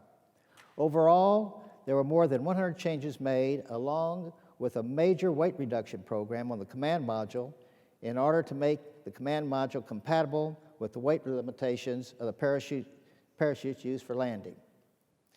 One of the major changes involved the cabin hatch and the cabin environment. Originally, Apollo had an inward opening hatch, but this was changed to an outward opening hatch during the redesign. At the time of the accident, the inward opening hatch required that the cabin pressure be greater than the atmospheric pressure of 14.7 pounds per square inch. The command module had an atmosphere of 100% oxygen at 16 pounds per square inch. At 100% oxygen at 16 pounds per square inch, even stainless steel will burn. As George Lowe, then the program manager at the Johnson Space Center, commented, "As incredible as it may be, we have all been blind to this potential problem. Therefore, it was mandatory that the cabin environment be changed." While out at Downey, I received a call from George instructing me to form a team to solve this problem. I chose a high-level engineer at North American named Dave Levine, a medical doctor in the astronaut corps named Joe Kerwin, and a Johnson Space Center engineer named John Zuccaro, who, by the way, is also a graduate of MIT. The results of our study determined that henceforth Apollo would fly in space with a pure oxygen atmosphere of 5 pounds per square inch, but on the launch pad, the cabin atmosphere would be 60% oxygen and 40% nitrogen at 16 pounds per square inch. This met both the flammability and physiological requirements. It took ingenuity to change the cabin launch environment on the pad to the cabin environment in space. I'm very proud of the solution our team developed to solve this critical problem. After the hiatus of 21 months since the 204 fire, we were ready to fly again. Apollo 7 was launched as an Earth orbital mission on October 11, 1968, and was very successful. The next event was a major triumph for the Apollo program. Apollo 8 was one of the most exciting and bold adventures that I personally experienced during my years at NASA. To leave the gravitational field of Earth and travel to the moon and perform a lunar orbital mission and return to the Earth safely was very bold. I know that Chris Kraft had a great deal to do with flying this mission, and I'm sure that he will describe it to you. My role in this mission came from George Lowe again, when he asked me to perform a very detailed comparison between spacecraft 106, which was being prepared for Apollo 11, and spacecraft 103, which would be used for Apollo 8 pending approval. I remember taking my report dated August 13, 1968, to George Lowe at his home late on the evening prior to his flying to Washington headquarters, the headquarters in Washington, so that he could take it with him to obtain approval for the mission. And as they say, the rest is history. The missions of Apollo 9 and 10 proved out all aspects of the Apollo system, and we were ready for Apollo 11. The road to Apollo 11 was now paved, and the great adventure in space would be undertaken. When I look back on Apollo 11, I go through each subsystem and just marvel, how we managed to perform the mission. And to the young people in the audience who are wondering what to do to prepare themselves to work on a program such as Apollo, I say first, from my experience, let me say you have to be fortunate enough to find yourself at the right place at the right time when such a program is undertaken. And as Dr. Siemens and many others have stated so clearly and often, the Apollo program was such a success because it did have complete support from the public and from the President and eventually from Congress. This is very difficult to achieve. I think this may be very difficult to achieve in the near future for many different reasons. But I do leave the students with one challenge. The brilliant young minds at MIT should work on why we need to go and explore outer space. Dr. Harrison Schmitt, our astronaut, has worked on the use of helium-3 for energy. I don't know if sure this is the solution, but things like this need to be explored to see if we can find a useful purpose to explore space. And I think the brains of the young students at MIT are good to do that. I would like to leave you with two thoughts. One is at the peak spending year of the Apollo program, which was in the nature of a race to the moon, the NASA budget amounted to about 0.8% of the gross national product, or about 3.85% of the total federal budget. The total expenditure for the program was $24.5 billion in 1970 dollars. This expenditure also included much of the infrastructure that NASA has today, such as the Johnson Space Center, the Marshall Space Flight Center, and the Kennedy Space Center, along with many test facilities. Finally, the next time we go to the moon, I think we will learn is just how difficult it was to perform Apollo 11. Thank you very much.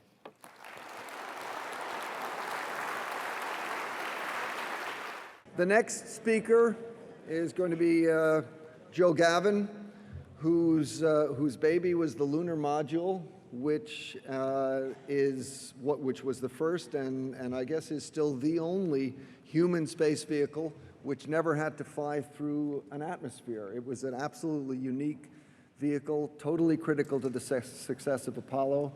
And Joe, we're looking forward to hear what you have to say.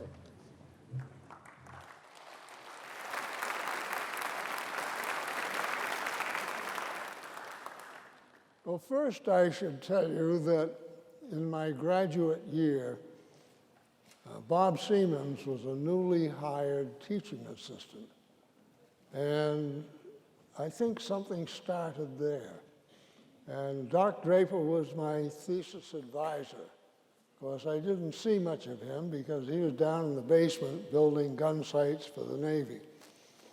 Well, let me start by complimenting John Hobolt, because he was the one who advanced the idea of the lunar orbit rendezvous, which in my view was really the basis for success in the whole Apollo mission. And one of the things that got us a good position in the competition for the Lunar Module contract was the fact that a group at Grumman under Tom Kelly had done a very definitive study that, in my view, absolutely proved the merit of lunar orbit rendezvous. And that's about all I'm going to say about the missions, other than the fact that the lunar module worked every time. I'll say that again. It worked every time, particularly in the improvisation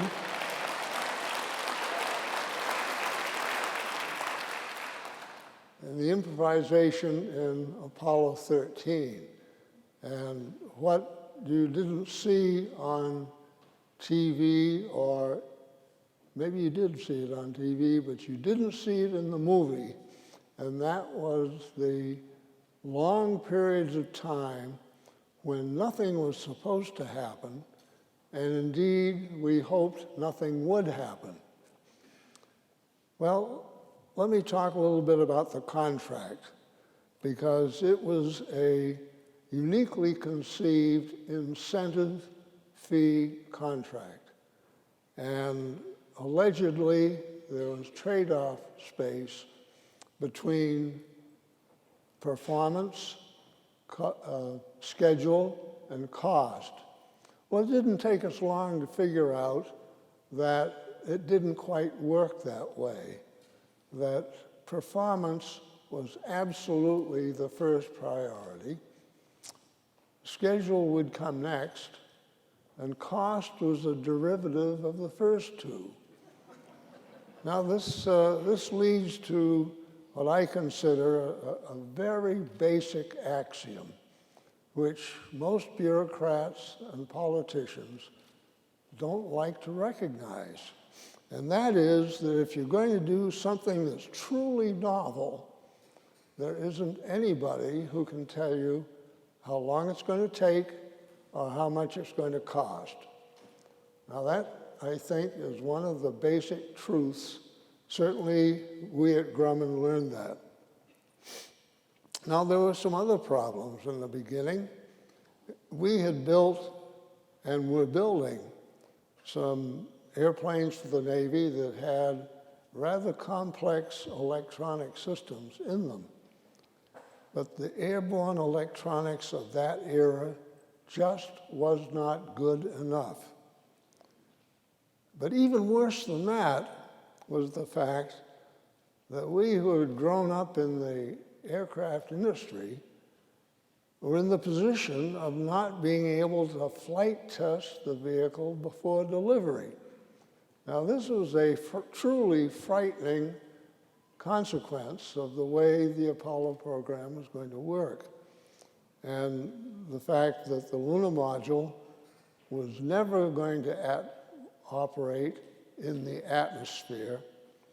And this led to the establishment of an extraordinarily extensive ground testing at 5 levels between the basic circuit and the full vehicle. And I'll give an example of that. And we learned several things from that. I'm not sure learned is the right word, because I cannot remember when some of these things were vocalized. The first one was, there's no such thing as a random failure. If indeed the design has been done properly and the environment is understood, there has to be a reason for the failure, which you can find and which you can fix. And in the course of the 10 years of Apollo, we recorded something over 14,000 anomalies from various test programs, or from all the test programs. Of those, only 22 defied analysis. And in the case of those 22, we changed something anyhow.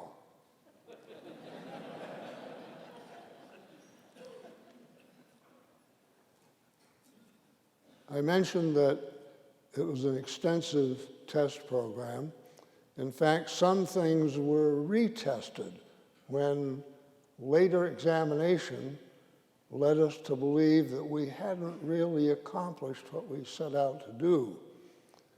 Now, in the way that similarly in aircraft we'd had a structural drop test, after we discovered how flexible the structure of the lunar module was, we wanted, and we finally convinced NASA, that we should drop test a lunar module that had all systems fired up, so that we could see whether any of the circuits would be interrupted by structural flexibility. Well, of course, no circuits showed any sign of difficulty. But we did discover one minor structural thing. It probably wouldn't have made any difference if we hadn't found it, but at least there was one tiny result from the test, in addition to the fact that it reassured us. Another example idea that was derived was that one should take absolutely nothing for granted. And there's an interesting example of that. A young engineer working on the instrument panel said to himself one day, we're using these standard AN toggle switches, which have been used for a long time in aircraft, and I don't really know what's inside that case. So he took about a dozen to the manufacturing floor, had them opened, and interestingly enough, in about a third of them, there was a little ball of free solder. Now, in 1G, perhaps that stayed at the bottom of the case, but in 0G, who knows what it might have done to the switching. Now, we had to have a test, obviously, to determine which of these switches were good and which should be discarded.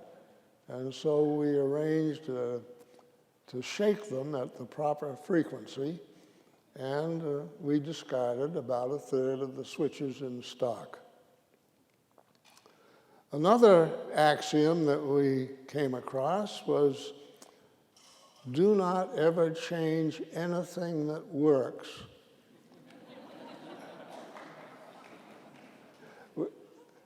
For at least a half a dozen years, we had been operating the glycol system in the LEM with amazing lack of difficulty. But some months prior to Apollo 11, a routine check revealed that we had some flexible crystals, little needle-like crystals, in the glycol. Nobody had ever seen these before. And we thought, well, we'll filter. So we set up some filters, transfused the fluid out of the LEM through the filters and back into it. And the more we filtered, the more crystals we found.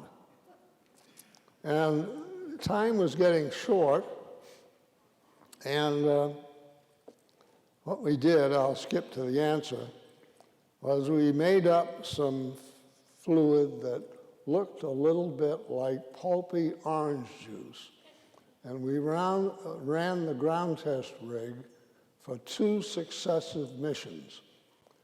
And I went to the 3-day before launch meeting to clear the vehicle as being ready for flight with a number of, I think there were 5 small vials going from the clear fluid to the stuff we had tested in the ground rig. And so Apollo 11 went to the moon with not exactly orange juice, but something pretty close to it in the fluid system. And of course it worked, which was a great relief.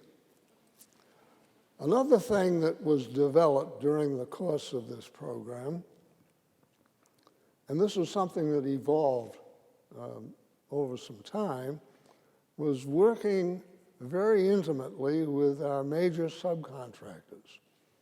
Now, we had some major subcontractors doing things that hadn't been done. The descent engine at TRW had deeper throttling than anything that had been done prior to that. United Technologies produced a backup system for the MIT primary guidance based on strap down as opposed to gimbaled gyros. And RCA came through with a rendezvous radar that was, I think, the first solid state, completely solid state radar. Having brought up the term solid state, I should say that we were limited by NASA in how far we could apply that technology. It was allowed only when nothing else would do. Consequently, we built most of the communication gear the old-fashioned way, little pieces all soldered together. And let me tell you, we spent more hours trying to get the yield up on those components. You wouldn't believe it. And in the course of this, we had worked more closely with the contractors than any of the aircraft programs had been. And we worked at 3 levels: engineer to engineer, contract administrator to contract administrator, and executive to executive, because you had to have the same feeling of motivation and schedule recognition at the subcontractor as we did at the prime. Well, there are so many other anecdotes that I could give of things that we discovered along the way and found that we had to do things differently to get this machine, which would, each one of which, when launched, was brand new and never hot-fired as a vehicle. And in closing, I want to recognize some of the people who worked on the program, and I'd like the first of my slides, the only slide. Now this is a plot of manpower versus date. And you don't have to read that. It goes from the beginning of the program to the end over there. And one of the interesting things is this slope right here. We were under great pressure to get the job moving faster because, after all, we were starting a year behind the Command and Service Module.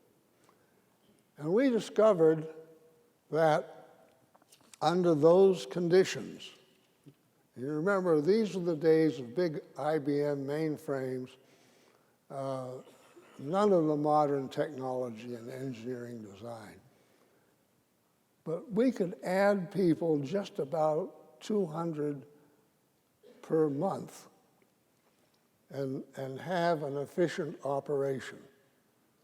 Now, engineers are really not a commodity. You've got to get the right person in the right slot with the right group leader, and you hope that they're compatible. And sometimes this takes some juggling. But I think there's probably a similar slope in today's engineering where you can't do better than a certain number.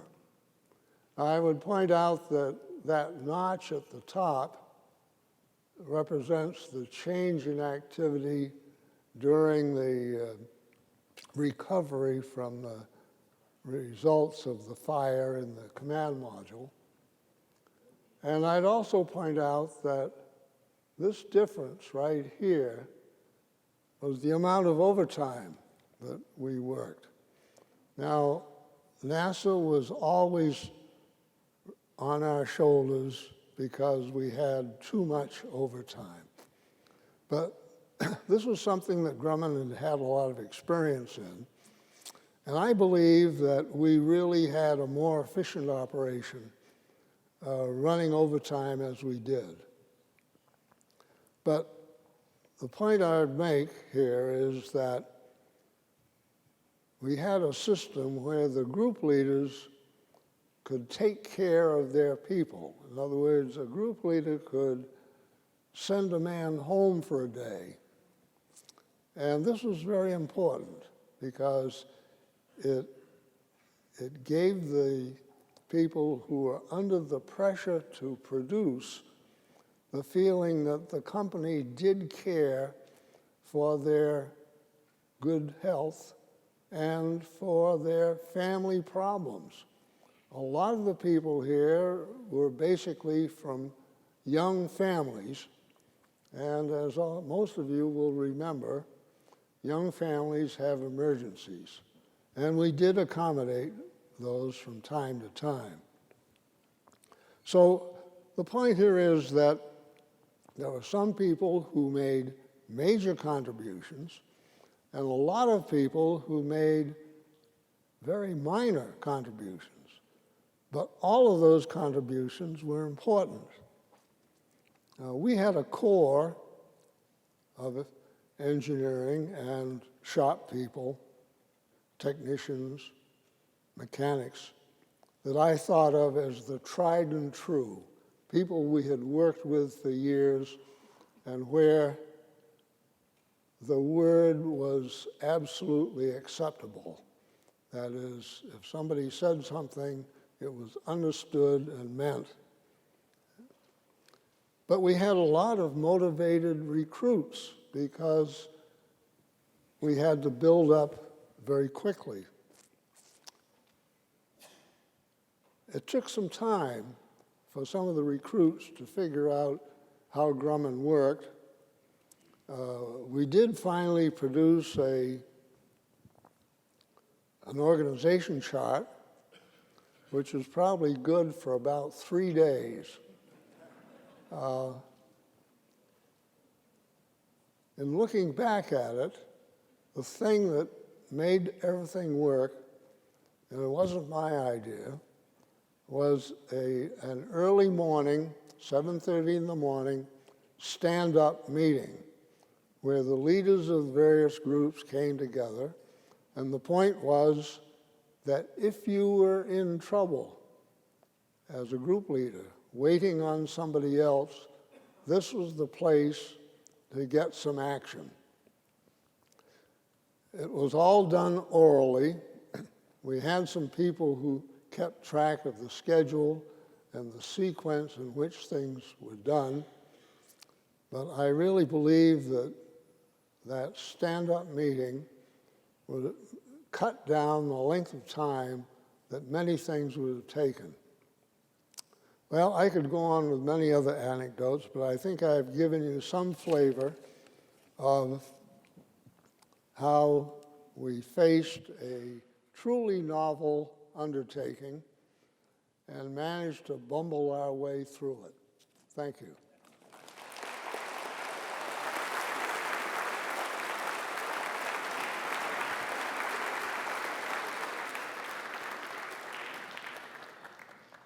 There's a lot of question about how to do the bookkeeping, but I'll just say that Jack Schmitt was the last human being to step down onto the surface of the moon. I'll just relate one other anecdote, which I'm sure you've forgotten. Many, many years ago, in 1978, when I was in a new class of astronauts, a lot of the older astronauts were invited to come and talk to us, and you came, and I think you were a senator at the time, at 78, right? As a matter of fact, I was. Yeah. Okay, so in any case, your advice to us was you're not going to be astronauts forever. Pay some attention to what you're going to do afterwards. And there we were, new, young recruits. We couldn't even imagine what it was like to fly in space, much less the fact that our careers would someday have to go elsewhere. But after my 4th space flight, I remembered your words, and sure enough, here I am at MIT. So I just want to thank you for your good advice, and we look forward to hearing what you have to say. Gee. Well, thank you, Jeff. How often do people remember advice you've given them? Jeez, that's amazing. It's a great pleasure to be with you, the audience, the young people that are here, and certainly with my former colleagues, and I hope still colleagues in various ways. And this is the first opportunity I've had to, I believe, meet Mr. Mr. Sorenson, and I enjoyed your remarks extremely well. It really was a pleasure to be here with you. What I'm going to do is very quickly, maybe a slight change of pace here, is take you through, and I mean quickly, the sequence of events that go with an Apollo mission. This happens to be the Apollo 17 mission, and apologies to Neil Armstrong and Buzz Aldrin who are here, that I don't have the same set of pictures for their mission. But the Saturn V was the basis of the success of our operating. Really, without it, the heavy lift that it provided, we would not have been able to do what we did.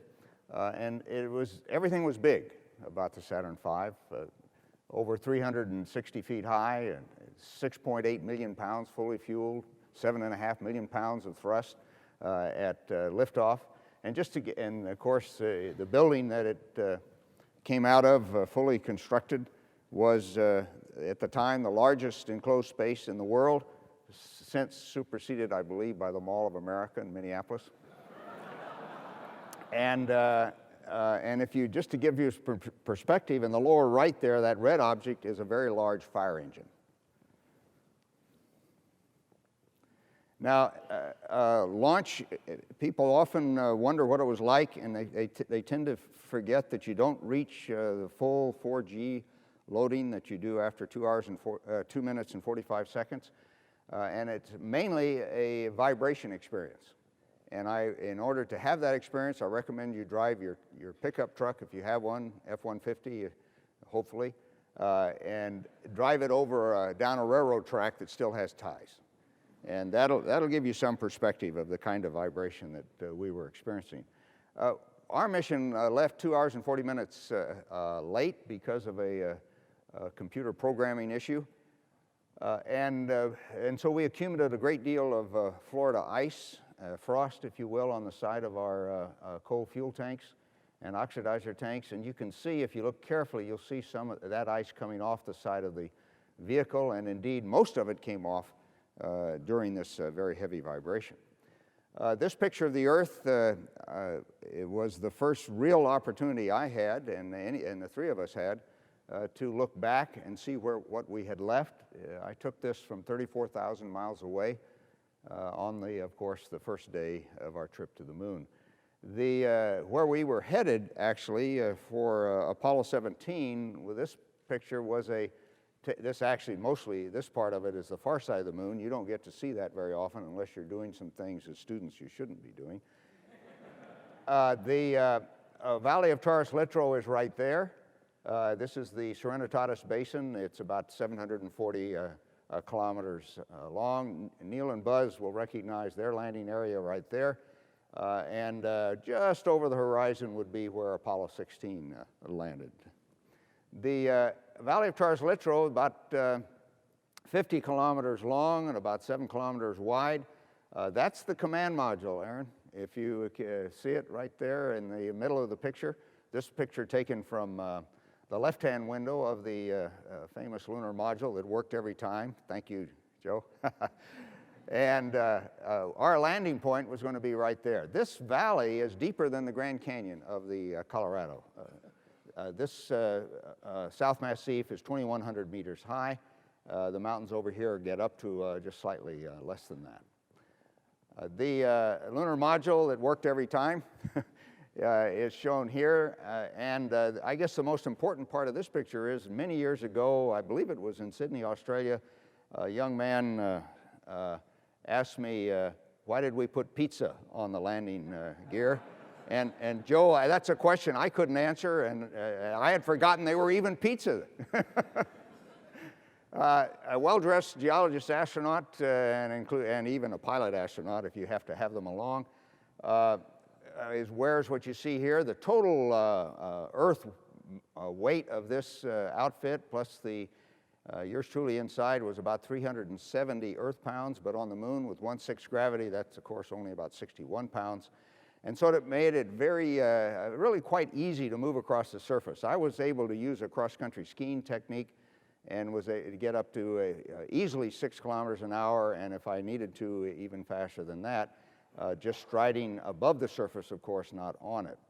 The pictures that you have seen of Apollo were taken with this Hasselblad camera that you see mounted on the chest here. Next time we go back, I surely hope that we have a smaller camera than that. The only difficulty we all really had, physical difficulty, was working with these gloves. The forearm muscles get tired quite quickly if you don't discipline yourself. And now Jeff and his colleagues, in working with the space station construction, have finally learned that you can do a lot more training with your forearms than we did. And that's going to be extremely important, along with, hopefully, some bright young MIT student coming up with a far better designed glove than we have even today. The scientific side of the mission, our mission, of course, in the last 3 missions was the real raison d'etre of going again and again to the moon. This is one of the large boulders that we examined and actually gave us an age date on the age of the Serenitatis event. And if you look very carefully, some of you may be able to see the lunar module that worked every time sitting there in that light-colored spot just to the right of the peak of the boulder at Station 6. These boulders, some left boulder tracks as they roll down the mountain. And here you see the near edge of the track for this large boulder, and my footprints going down into the track, out of sight, and up the other side. The nice thing about those footprints is they'll stay in recognizable form for about 1 million years. Not bad, you know, leave your footprints in the sands of time for 1 million years, might even be 2 million years. The only erosion that's going on here are the impact of small meteorites, and they garden, stir up about 1 centimeter or 2 of soil in about that length of time. Now, again, if you want to leave your footprints in the sands of time, I strongly recommend the moon rather than Washington.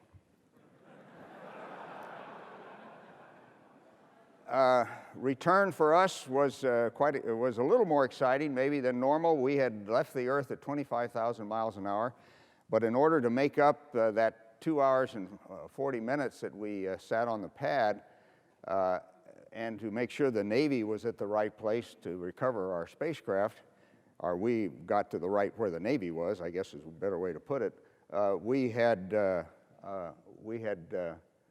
come back at 36,000 miles an hour into the atmosphere and landed actually in the Pacific within 1 minute of the planned landing time. Chris will remember that, and really a remarkable tribute, along with the pinpoint landings of of all the missions except for Apollo 11, and that's a different story Chris may talk about. The navigation to the moon and in deep space, clearly related to what Doc Draper and Dick Batten and the crew did, just was unbelievable. I still think it was magic, but it worked. And with the lunar module, it worked every time. Now, I'd like to finish up here with just giving you my perspective of what the keys to success of Apollo were. And actually, this builds on something that Neil and I began to discuss in 1975. And this is my current list, and I'm willing to revise it. In fact, I've already had some ideas on how to do it. But you begin, of course, with a sufficient base of technology. And that technology came, from World War II, the Cold War activities going on, and then some very important decisions that Dwight Eisenhower made, not only with the creation of NASA and the early development of the technology for weather satellites and communication satellites, but in January of 1960, he specifically and personally wrote T. Keith Glennon, the administrator of NASA, and told him to get started on a super booster, which became the Saturn V. Eisenhower also insisted and finally was able to get the Army to move von Braun's group over into NASA. So that groundwork, those foundations, really have made it possible for there to be a credible challenge to a generation to land on the moon before the end of the decade of the 60s. The reservoir of young engineers and skilled workers has to be as critical, if not more critical, than any other component. The average age of the vast majority of Joe Gavin's employees, of the employees in NASA, was between 20 and 30 years old. And you've got to remember that. It is just absolutely critical to have the stamina, imagination, motivation that comes with young people. If your agency has an average age, as NASA does today, of about 50 years, you probably are starting out with a problem, and you need to figure out how to fix that. In our, of course, was the Sputnik generation that has already been discussed. And by the way, Homer Hickam's book is one that, if you haven't read it, October Skies, originally titled Rocket Boys, is a very important contribution to that understanding. There was at the time a pervasive environment of national unease, in part because of the campaign of 1960, as Ted will remember. The missile gap was a part of that campaign, and probably there was not as much of a missile gap as people thought there was, because the individual services were indeed dealing with the needs of their special needs for the delivery of weapons by ballistic missiles. But nevertheless, the unease existed. There was the catalytic event building on Sputnik, of course, of Gagarin's flight, that brought focus, and we had an articulate and trusted, persuasive president in John F. Kennedy to articulate the goal. There were also, very importantly, adequate reserves, management reserves of funding. The story goes, and I think it's largely correct, that, and I've seen some of the numbers that the George Low and others at headquarters at the time were estimating that the cost of actually landing on the moon, not the subsequent cost of continuing the flights, would be somewhere around, the average was probably around $8 billion. And that Jim Webb said, well, we're going to double that. And that's what he asked for. And so we basically had a management reserve of 100%. Now, you'll never get that today. You can't get any management reserve to speak of today. But it is extraordinarily critical to reduce program risk and human risk in any kind of complex program of this kind. And the OMB and Congress, of course, are key to ensuring that that reserve would be there. And you need a culture of liberty, as we had in the United States at the time, and hopefully will continue to have, that allowed tough and competent and disciplined management to let people do their job. And that's already been mentioned by Aaron, and that's extraordinarily important. These young people can do the job if you give them the framework in which that job can be done and the flexibility to get it done. And that all really came into focus. Most of it was already there prior to the 204 fire that has been mentioned, but it really started to be focused after that fire, and we had the right system in place to make Apollo 11 successful. And I would just add at the final thing that deep space operations still require these keys to success. The legacy, of course, for Apollo is in many different forms. The Cold War political goals of Eisenhower and Kennedy were met. Soviet Union leadership was intimidated, if you've ever talked to emigres about it. And that made the Strategic Defense Initiative of Ronald Reagan more credible to them than maybe even was to people in the United States. And U.S. pride and confidence was enhanced, and those of us, all of us who traveled the world after our missions, found that other peoples were extraordinarily encouraged by their future. Now, did we follow up on that as we should? Probably not, but at the time that had happened, and it is a legacy that could be reinforced in the future. The cultural legacy, there was certainly a new evolutionary status of the human species in the solar system. We now know that we can live on the moon and almost certainly on Mars as well. The resources are there for humans to live independently of the Earth once established. A rapid improvement of the human condition on Earth came with the acceleration of technological expansion. We developed future terrestrial energy and environmental improvements. NASA was one way to look at going to the moon or going into space is it's an exercise in the conversion of energy from one form to another. And believe me, we learned how to convert energy from one form to another. And that technology permeates the world society today. And we also, as Aaron has mentioned, discovered a resource, a potential resource on the moon, helium-3, that may well satisfy some, not all, but some of the Earth's needs for electrical power in the future. Space settlement resources also were identified. We tend to forget about that, but the hydrogen, oxygen, water, and food that can be produced on the moon gives us the flexibility for future activities in space without the cost of lifting those resources from the gravity well that we call the Earth. With a scientific legacy, a first-order understanding of the origin and evolution of the moon, that understanding really relates directly to the early history of the Earth and that period of time in the first 800 million years of Earth history when life was beginning on this planet. And our insights are far more robust than they were previously about the environment in which that life had to evolve. There was of course, with the understanding, this first order understanding of the moon, we have the basis for comparative planetology, that is the comparison with the other planets, the terrestrial planets in particular.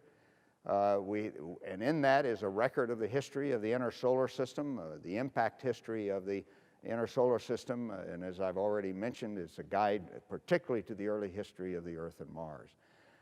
And we had this delineation of the potential lunar resource potential that I mentioned. And that's not too shabby.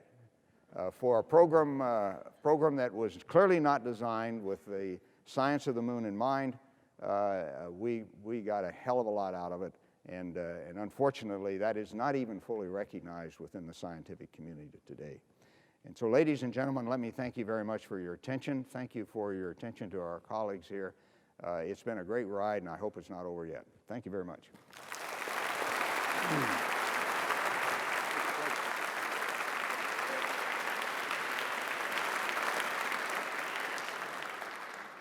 And finally, Chris Kraft, a legend in his time. And I'll just also remind you of one piece of advice that you gave us as new young astronauts. And that was, you of course had gone already through the Apollo program and had now taken the space shuttle program to the point of first flight. And you reminded us that the first flight of a new vehicle is a very unique time and that we should pay very close attention because we were probably not going to get to see another one again. I hope we see another one while we're still around. But again, I thank you for your advice and for all the support that you've given us over the years. Thank you.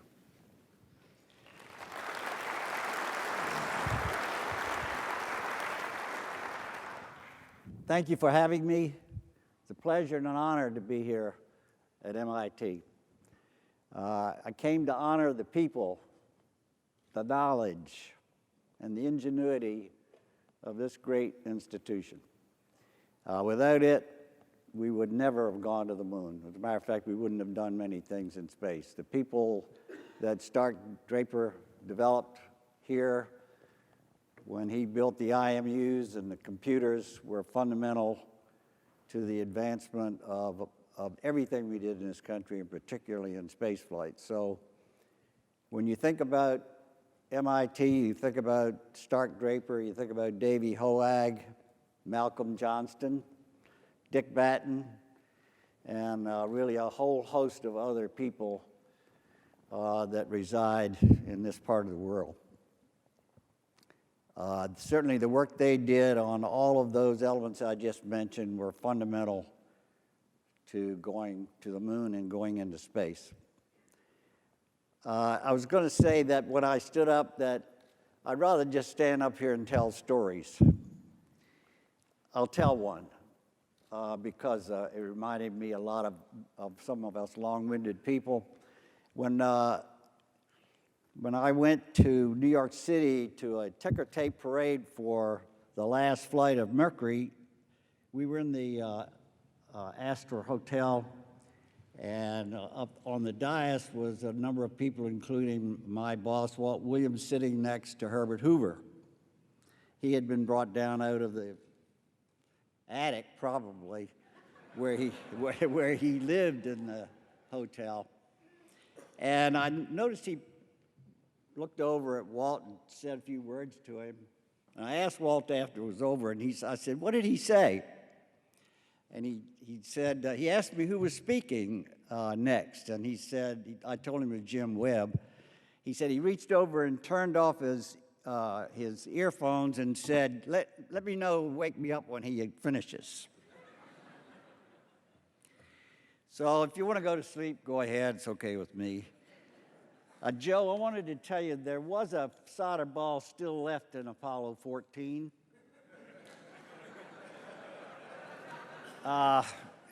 These people here at MIT figured out how to, with that small amount of erasable memory and their ability to phone it up from the ground by command, to wire around that switch. And we were able to finish the flight because of them. So you weren't perfect. When I used to go to Grumman, they used to call me the wire cutter because they would have all these problems with the caution and warning system, and I'd say, just cut the damn wire. Usually worked, too. Also, hammer worked on the Skylab. I said, hit it with a hammer, and it worked. I wanted to say that also when I stood up was that I'm last, and that's normal for me because as an operator, I was always stuck with everything that anybody didn't know what the hell to do with, and we were still going to launch it. So I'm used to that. People ask me, what is the difference between flight control and the people at Cape Canaveral? And I said, well, they put it on the pad, they check it all out. When they find out it doesn't work, they go get another piece, put it in there and fix it, and then start the countdown again. When you give it to me, that damn thing is there. I can't change it. I can't fix it. I've got to fly what you gave me. Remember that. That's the crux of flight control. You have to fly what you got. No time to stop and fix it.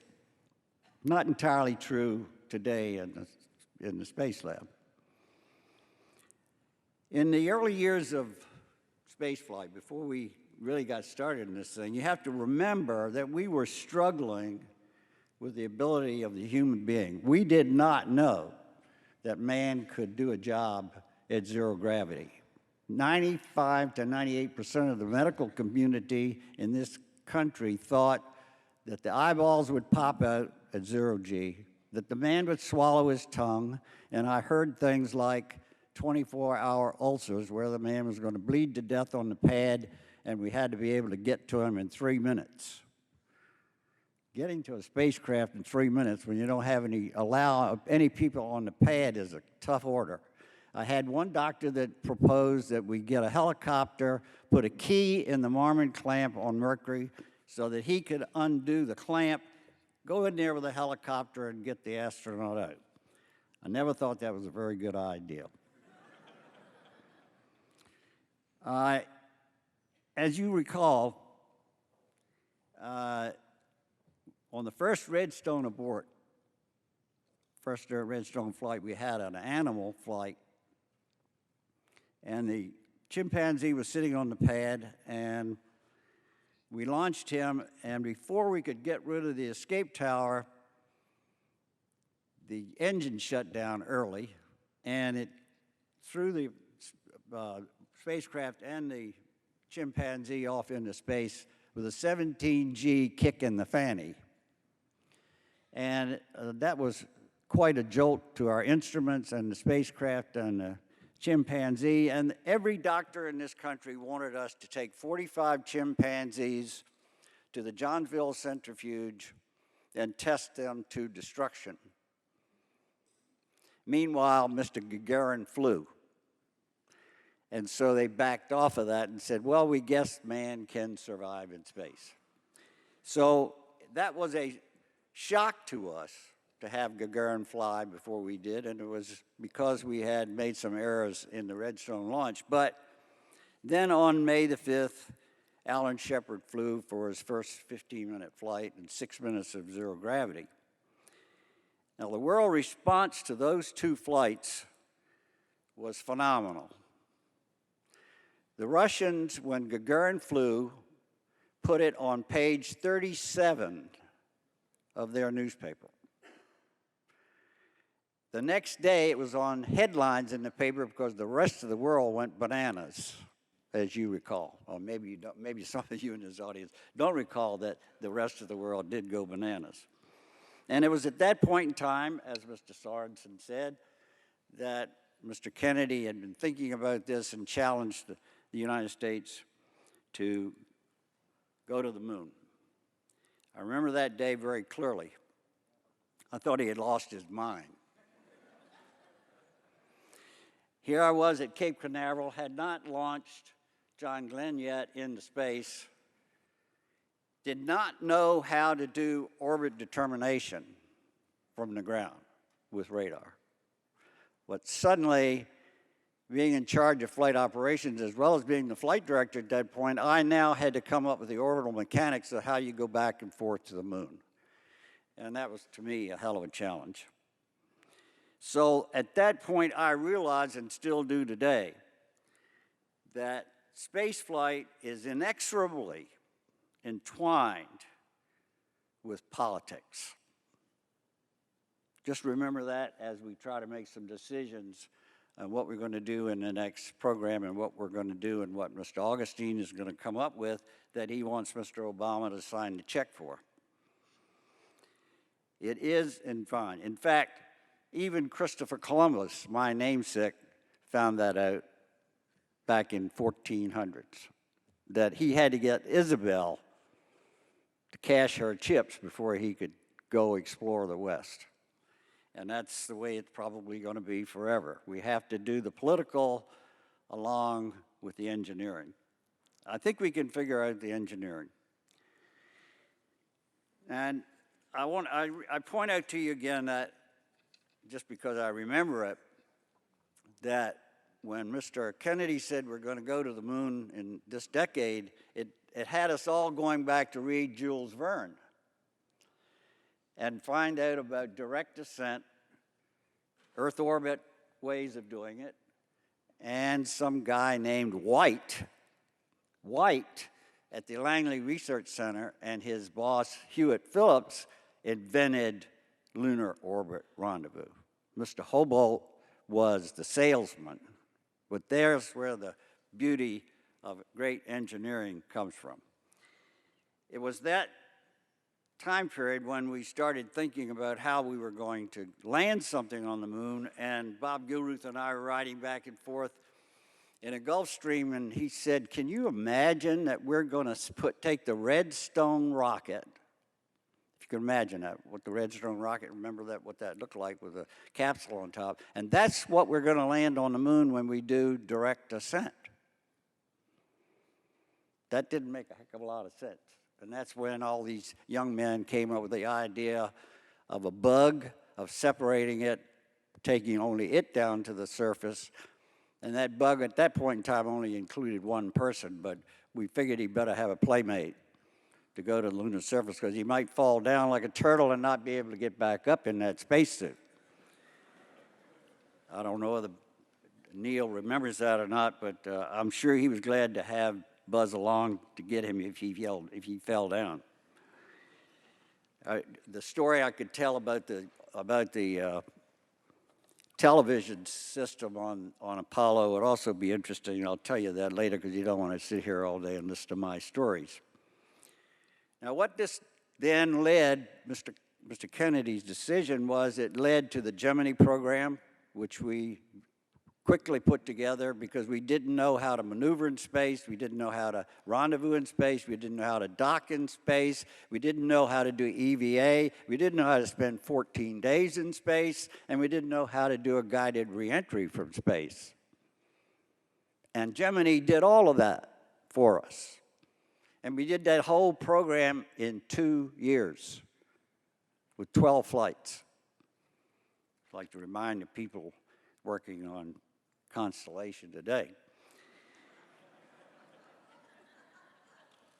I won't go into a lot of details. Several people have mentioned the tragedy on the fire on the pad. That was a horrible day for me, horrible day for everybody that had anything to do with space flight. those noises still ring in my ear. But I want to say that without the fire on the pad, we would never have done Apollo 11. In fact, I'm not sure we would have ever done Apollo, because it was just a lousy spacecraft. We didn't know a lot. We were running too fast. 2 weeks after the fire, we had a meeting with George Low and put down 125 different things we wanted to do differently on the spacecraft, and we did every one of them before we flew again. In the summer of 1968, when we conceived Apollo 8, everybody talks about the Saturn V. I want you to know that the second Saturn V flight, had a major problem in all three stages. A pogo in the first stage, a resonance in the second stage, and the third stage would not refire because it froze in space. And yet, when we decided to go to the moon on Apollo 8,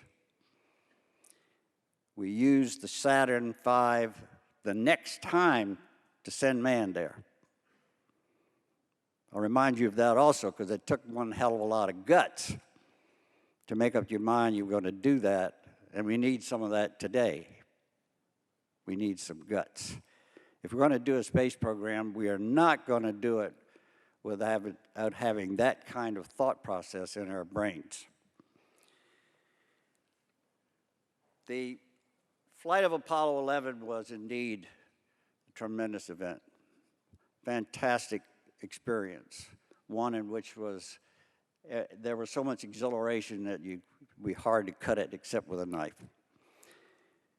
It was a time of celebration for all of us, but it was a time when we recognized that there were many legacies of Apollo, and that's where I'll try to close. Apollo told us we could do anything we set our mind to in this country, anything. If we know what we want to do, where we want to go, and have the commitment to get it done. There are many people that say today, if we can go to the moon and bring man safely back in 10 years, as we did in Apollo, we can do anything. The problem I have with that is they do not recognize what that means. We need a commitment, a dedication of everybody in this country who matters to make those kinds of things happen. That's what we had for Apollo. Every old lady in the country that did wire bundles for us in the vehicle and on the harnesses realized how important it was that what they were doing and how important that was to the future, that man's life depended on what they did. That's just a small element, but that's the kind of feeling you had to have throughout the country, from the president down, Vice President Johnson, the Congress, everybody that signed the check, the OMB, those are the guys that signed the check today. We have to have a commitment to do whatever this country sets out to do. That's the legacy of Apollo. So thank God, let's get on with whatever the next program is. Thank you.